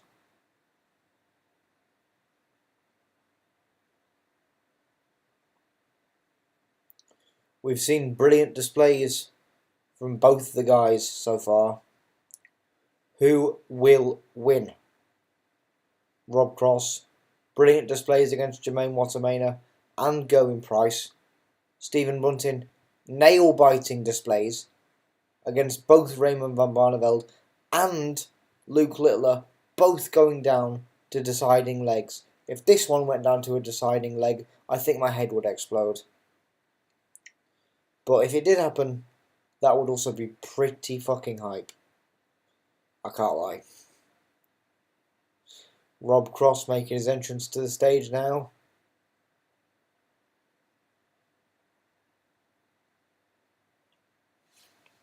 What is his walk-on song again?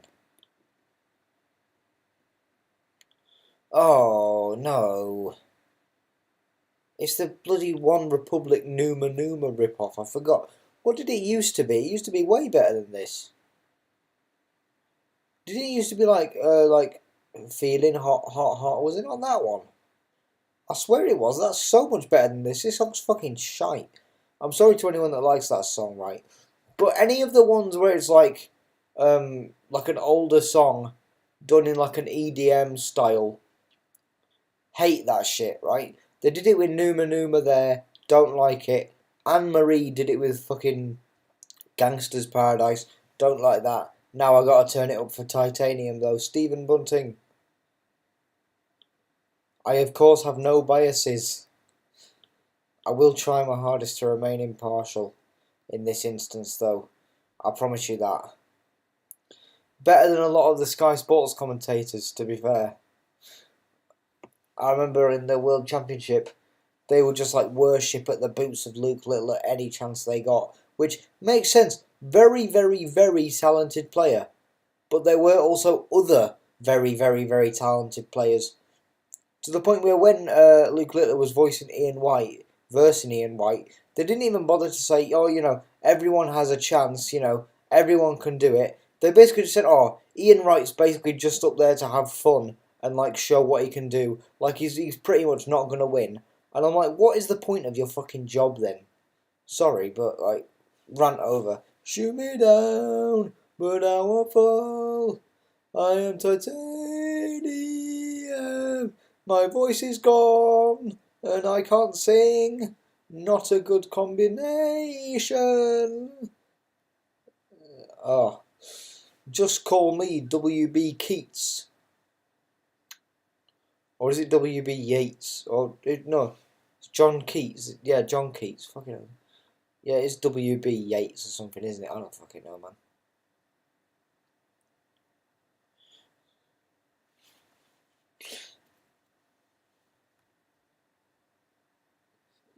The crowd loving it for the final match here in Den Bosch.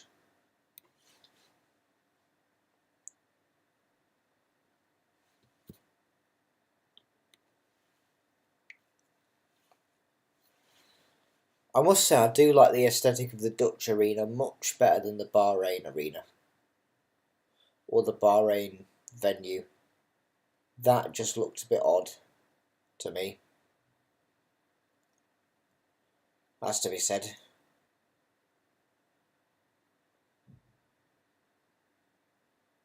Oh, fucking hell, they've got a Dutch angle going. So, as we can see, with Stephen Bunting, it's been all about close matches. 6-5 against Gene Van Veen in round 1, 6-5 against Raymond van Barneveld, and 7-6 against Luke Littler. All of his games have gone down to deciding legs. Can he do it again and win? Or will he win in a more emphatic fashion this time? Meanwhile, Rob Cross, all of his wins have been 6-3 wins. A very close 6-3 win in round 1 against Richard Veenstra, followed by a not-so-close victory earlier on tonight against Jermaine Wattermainer, and then also a pretty solid beating of Gerwin Price very, very recently. So both men, Rob Cross, on the strength of his wins, you would maybe favour to win this. Perhaps rightly so, but Stephen Bunting has had some absolutely brilliant darts, fantastic outs as well, which sometimes haven't been the best friend of Rob Cross. So we will see. Stephen Bunting throws first. Gets a ton in there to start things off. Rob Cross with a 51% checkout percentage, as opposed to Stephen Bunting's 41. I wouldn't have thought that. Turns out I was wrong. Stephen Bunting's scoring a lot better than Rob Cross though. 15 180s to his 9.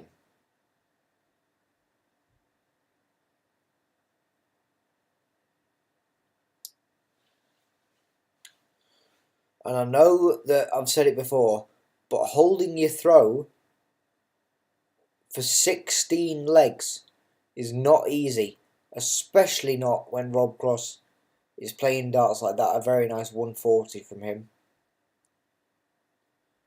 Stephen Bunting, though, comes in with the first max of the game, leaving 130. Very nicely done. Rob Cross can't quite duplicate that success. Clearly a bit frustrated by that. Does find a treble 20 though, to leave 167. Stephen Bunting though needs 130. He's on for it. Finds the first treble. Finds the second. Double 5. Can't quite find it. So can Rob Cross do the incredible feat of a 167 finish? Finds the first treble. Needs a treble 20 and a bullseye. He's missed bullseye twice in his tournament. Can he go for it? Goes for it and just narrowly misses. Rob Cross, bullseye has not been his lucky space on the board, but Stephen Bunting has a chance at the tricky double 5. Splits, goes 1 for double 2. Can't quite find that either. Needs the madhouse, but Rob Cross could very easily break throw in this first leg here. Double 8, one of his favourites. Misses it the first time though. Can he get it the second time? Yes, he can. Rob Cross bakes throw to go 1-0 up. Breaks throw, not bakes throw. He's not put it in the oven. And Rob Cross throwing again. Trying to make it a 2-0 lead. A 140 will help you. A 180 would have been better, but still very good. Stephen Bunting now comes in with a 140 of his own. Very awkward last start, that.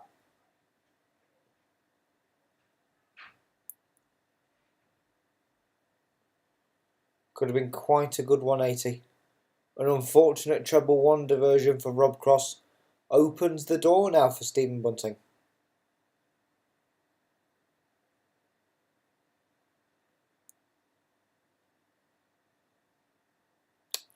A very slight diversion into the 5. Unfortunate. Rob Cross won't get a finish in this next set. So Stephen Bunting has an opportunity. Needs 2 big trebles. Needs another. Only gets a ton. Won't leave a finish. We'll be hoping that Rob Cross won't set up well here. Only gets a 95, I believe. Leaves 160. It's doable. But very, very, very difficult. Stephen Bunting, not the best setup with a straight into the 3. Leaves 94 though. Certainly more manageable than 160. But if anyone can do it, it's Rob Cross. Needs another. Goes for double tops. Oh, just shy there. Just edges into the black. Huge opportunity now for Stephen Bunting to break back. Can't find the first. Can't find the second. Frustrated.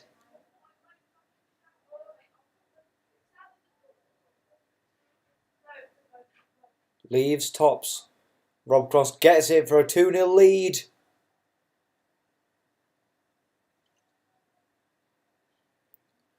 This is great stuff from Rob so far.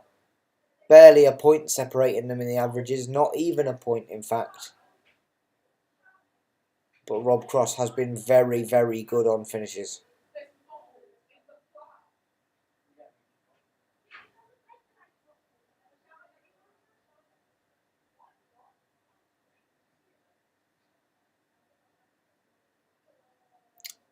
Stephen Bunting needs this now. A very unfortunate deflection into the treble 5 there. Rob Cross, though, can't quite get a 180 off the ground. Only makes a ton in the end.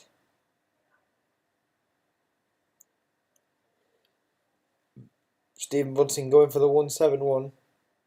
Can't quite make it happen. Can't find a treble at all. Meaning Rob Cross now has a decent chance of going 3-0 up. But it all depends on this next Bunting throw.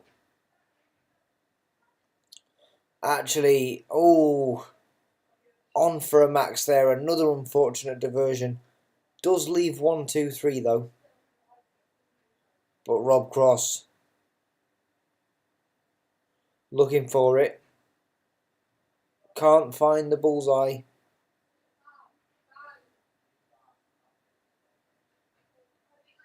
Actually, I think he was looking for the 25 possibly to leave double 18. Perhaps. Oh, unfortunate for Stephen Bunting there. I believe we've got some issues in the flat of some kind. I don't know exactly what, but... Okay, so Rob Cross needs double 18 now. To go 3-0 up. Can't find it, needs double 9. Can't find that. Give Stephen Bunting an out here. Finds the treble 17. Needs double 12. Very nice. Treble 19, sorry, for double 12. That's where I'm getting confused. I miscalled the Luke Littler win. Because I thought it was treble 17 rather than treble 19. But Rob Cross does not let that phase him, delivering a 140 straight away.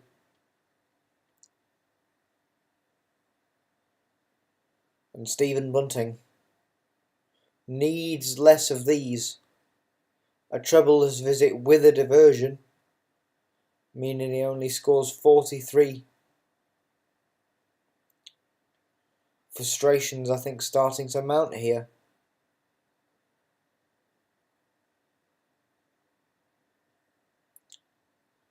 We've seen quality play from both guys, but it really does just depend on that one magical instance when you're on the stage. Everything else you've played means, frankly, fuck all. But it's the final that really makes the difference.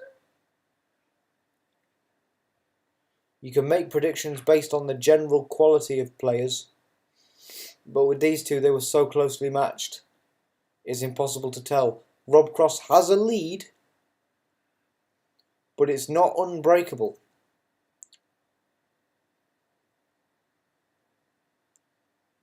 Finds a treble to leave 84. Or 24, I guess. What the fuck? They've changed the scoring thing. Don't quite know what's happened there. Stephen Bunting still not on a finish. So Rob Cross wants double 12 to go 3-1 up in the game. Very, very nicely done by Rob Cross there. He's not satisfied with something. I'm not sure what though, because that was a decent performance. It is a decent performance. Something clearly agitated him a little bit though.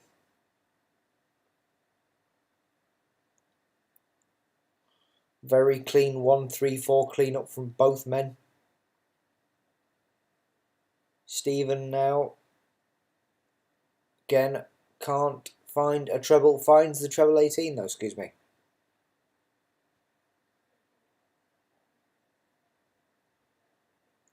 Rob Cross though, 1 treble 18 is not enough. He's looking for 3 treble 20s. It's a max 180, the second of the match so far.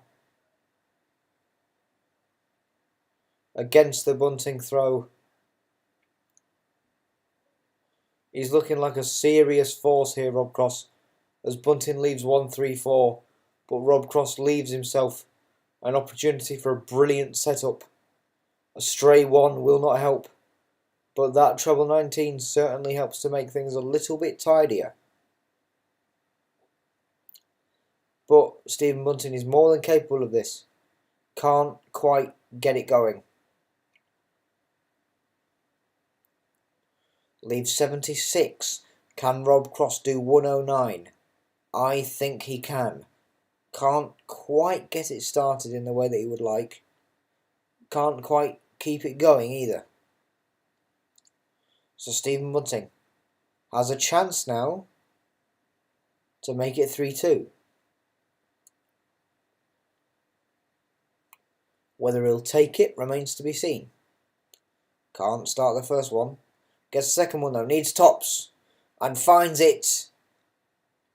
You can see he was pleased with that. A relatively subdued celebration from the bullet there, but still one that says 1,000 words. A deflection from Rob Cross means an 80 score on his own throw. Can Bunting capitalise? It looks as though he can. It looks as though he can. He nearly gets a max, but the last dart just strays above. Rob Cross finds a ton. Just about.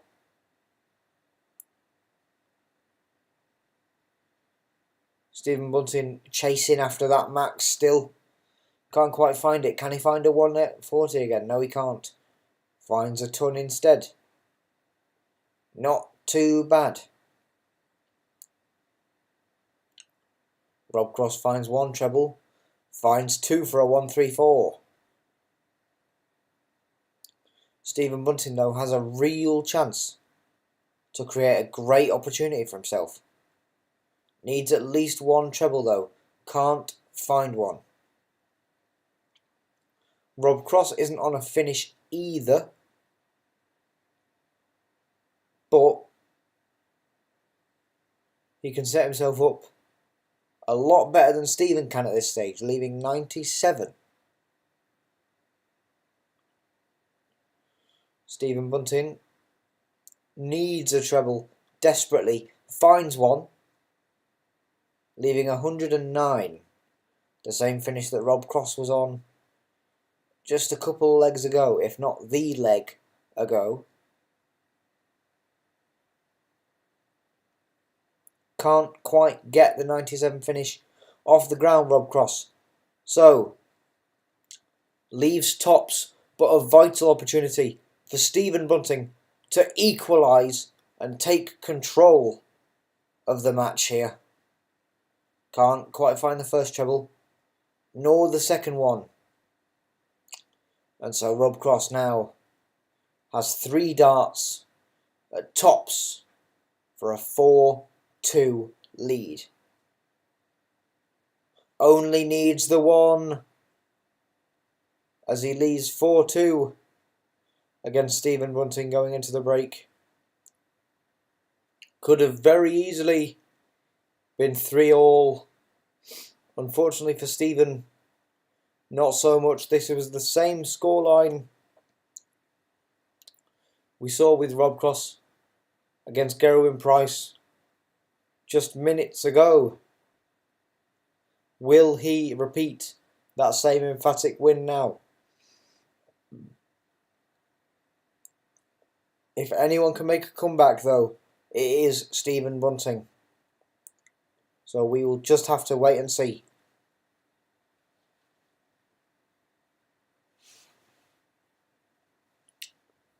That's the this is, thankfully for you lot, the final break that you'll have to endure with me here. I know that I do not do a good job in these breaks when I don't know what to talk about. But, you know, it's a bit of fun on a Saturday evening, you know. I hope you've all enjoyed these live streams. I've certainly enjoyed doing them. It's whether you've all enjoyed watching them is the main thing.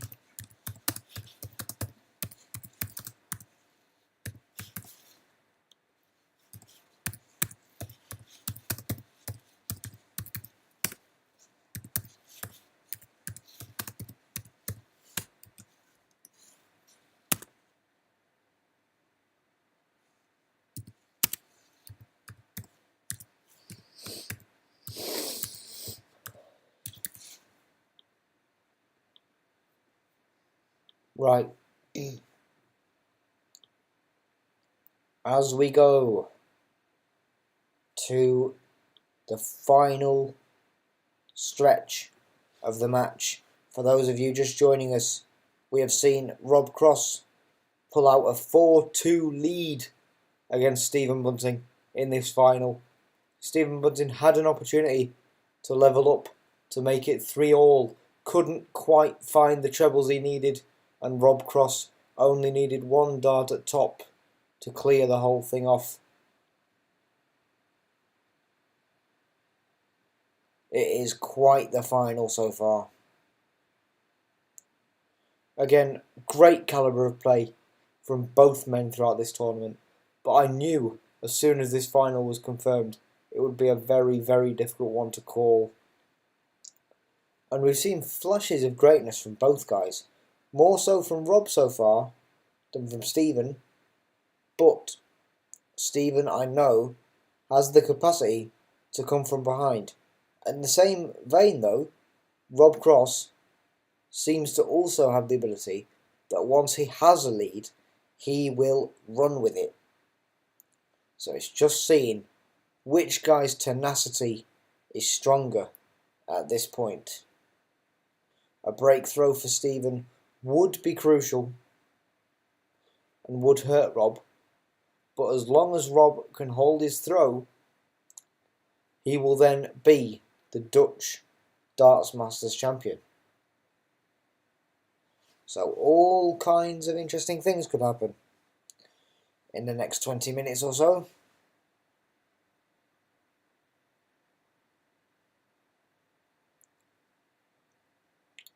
We'll just have to wait.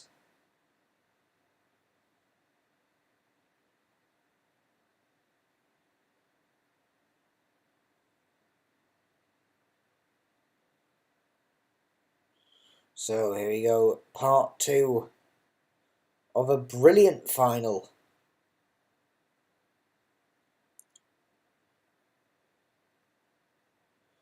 Perhaps the 2 smallest names out of the remaining PDC representatives today. Gerwin Price, Michael van Gerwen, Luke Littler, all having major PDC titles. All having, in fact, world championships. The only person on this stage who doesn't have a world championship is Stephen Bunting.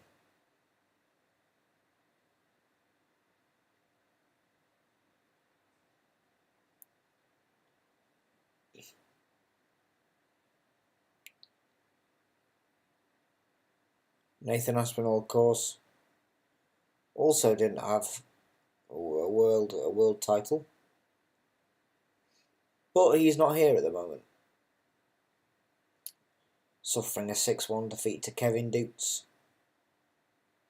But now it's all about the final.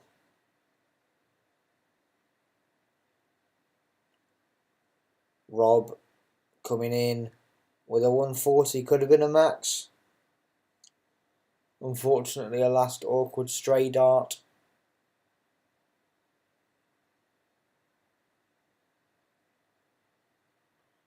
Stephen Bunting attempts the clean up.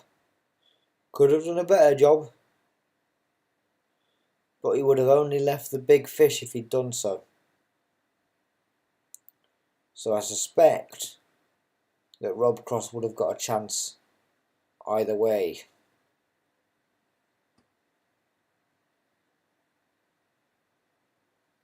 Finds a treble at the last second, Stephen Bunting, to leave 114. Rob Cross, though, applying the pressure. A brilliant 174 from Rob Cross to leave 32. Stephen Bunting needs this now. Needs tops. Just on the wire for Stephen Bunting. And now Rob Cross is at his favourite double to break throw yet again and go 5-2 up. And he gets it first time. Brilliant stuff from Rob. It's going to be a real serious uphill battle for Stephen now. It's not at all the best darts we've seen him play this tournament. And Rob Cross has brought his A game to this final, it has to be said. All credit to Rob. He seems to have definitely warmed up since yesterday. He put on decent performances yesterday. Or I should say a decent performance yesterday.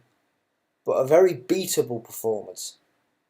Whereas in the performances against Jermaine Wattimena and Gerwin Price, he seemed fairly unstoppable. And it's looking about the same here at the moment.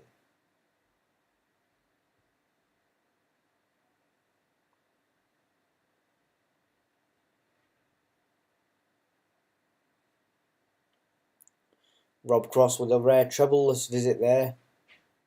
Won't be happy with that. Stephen Bunting now leads against the throw.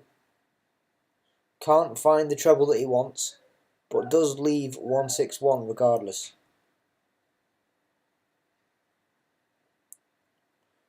Rob Cross now needs a treble, not treble 3.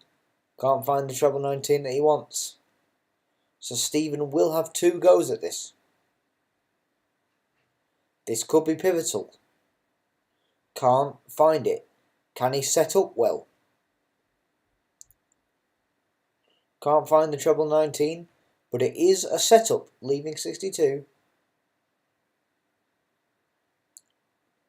But Rob Cross applying the pressure thoroughly now.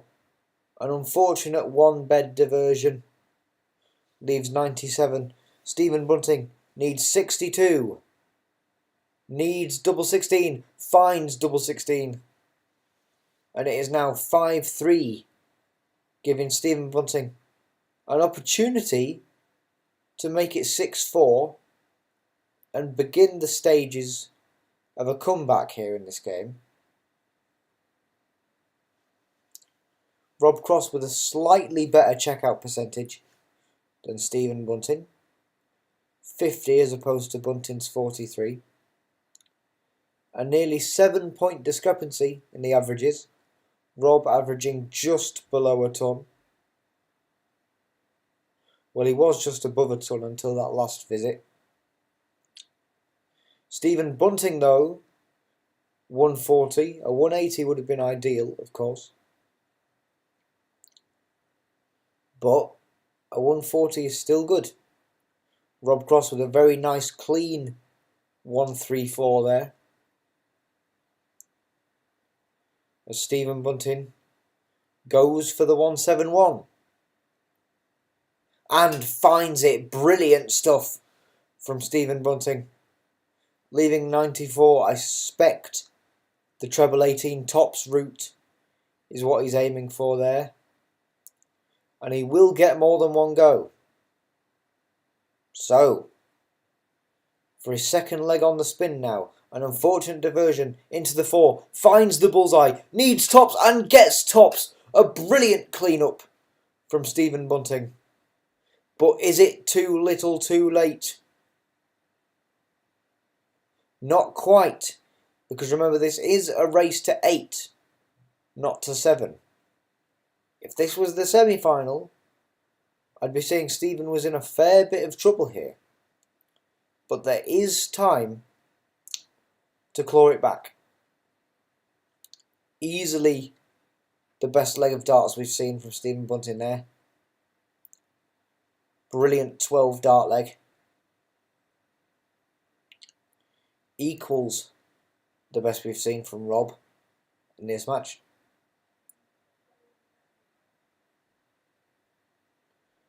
Bunting now. High scoring, very nicely done. He'll be hoping for a troubleless visit from Rob.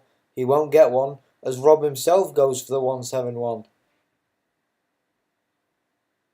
Gets the 164? Yeah, that was a 164. My mental math is not great, but regardless. Awkward second dart there for Stephen Bunting. Maybe wants to divert to the 17 or the 19. Or perhaps to the 18. Point being, he should probably divert. Chooses not to, gets a ton. Fair play, leaves 130. Rob Cross on 142. Can't quite get it started.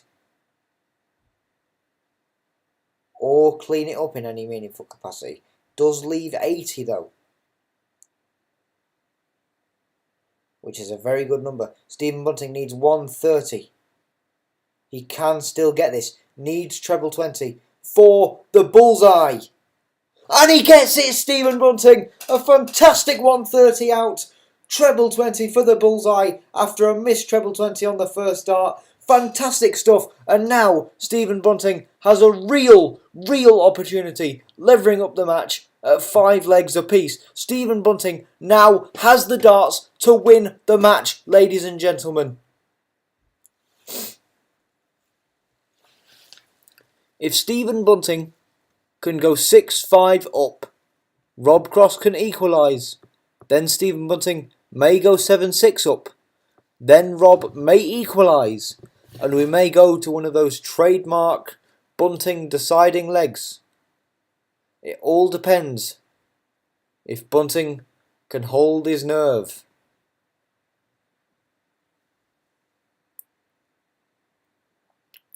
Unable to find any big trebles so far, but Rob Cross is.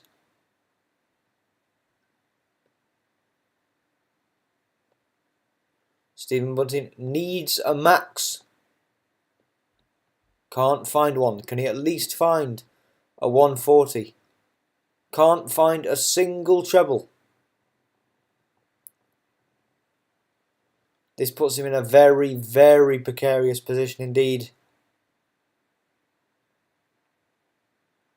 Although Rob can't find a treble himself, does leave a finish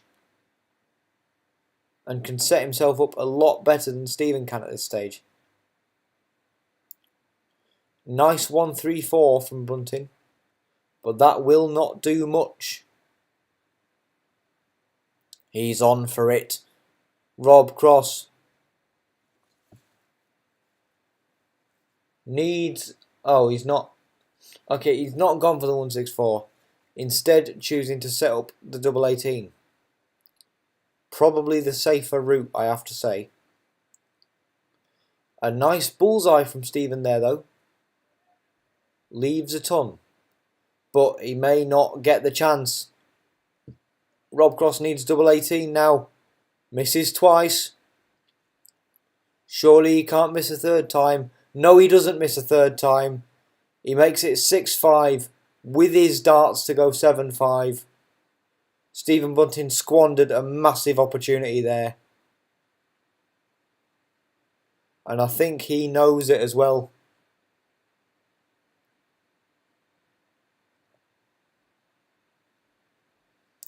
A nice 140 to start off from Rob. Unfortunate 5 diversion for Bunting. 2 on the spin. A 30 visit for Stephen Bunting.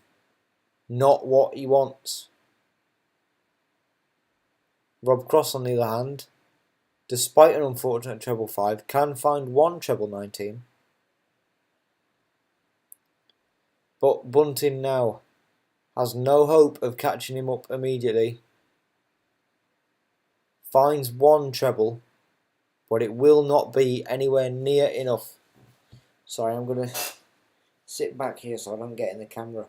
Rob Cross leaves the big fish. Can he do it in style? Let us see. Bunting scores a ton again, but Rob Cross will definitely get more than one go at this. Can't get the 170 going, but cleans up decently, leaving 72. Now Stephen Bunting going for the 171 to leave a ton. Not quite, but he does leave 138. The 60 to 70 range, the 60 to 90 range finishes are awkward, but Rob Cross needs double 6 and finds double 6. Stephen Bunting now needs 3 legs on the spin to win this match, and I don't see that being a probability the way that Rob Cross is playing at the moment. And a trebleless visit on his own darts certainly will not help him either.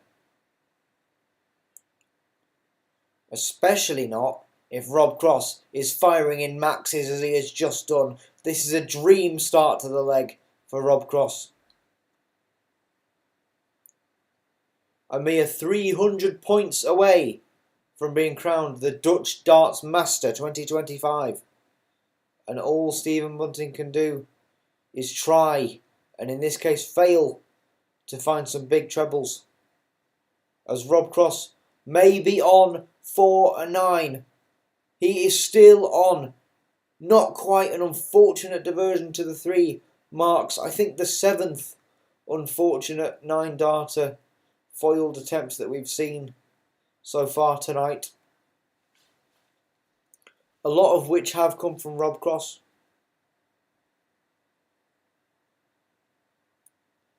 But Rob now with a very good opportunity, leaving 108. Meanwhile, Stephen still in the 300s. A max would certainly help.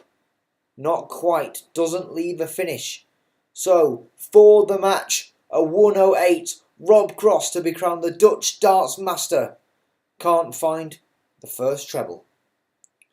Can he clean this up? Can't find the second one that he would have needed for double 16. Has all the time in the world to set up though. Leaves 16, one of his favourites. Stephen Bunting now needs another big treble. Only ends up finding he finds 140, excuse me.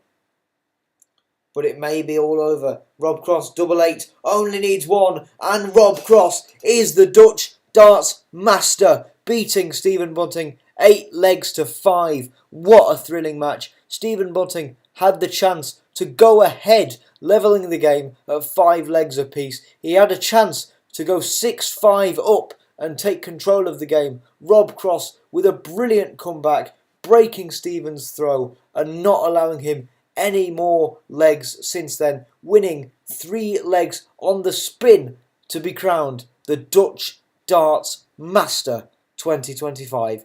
Brilliant, brilliant stuff from Rob Cross, from someone who, from his embarrassing defeat to Paolo Nebreda, in Bahrain just last week, he has really come back and displayed that he was the 2018 World Champion for a reason. He now joins Stephen Bunting as the 2 Masters champions of this year so far share the stage together. Dutch Bahrainian champion Stephen Bunting and now Dutch champion Rob Cross. Brilliant, brilliant stuff. Absolutely fantastic. It was really a shame for Stephen because I feel like he could have really mounted a comeback off the back of that 5-all, but he just missed too many opportunities and Rob was there to pick him up. Simple as that. That's all she wrote, folks.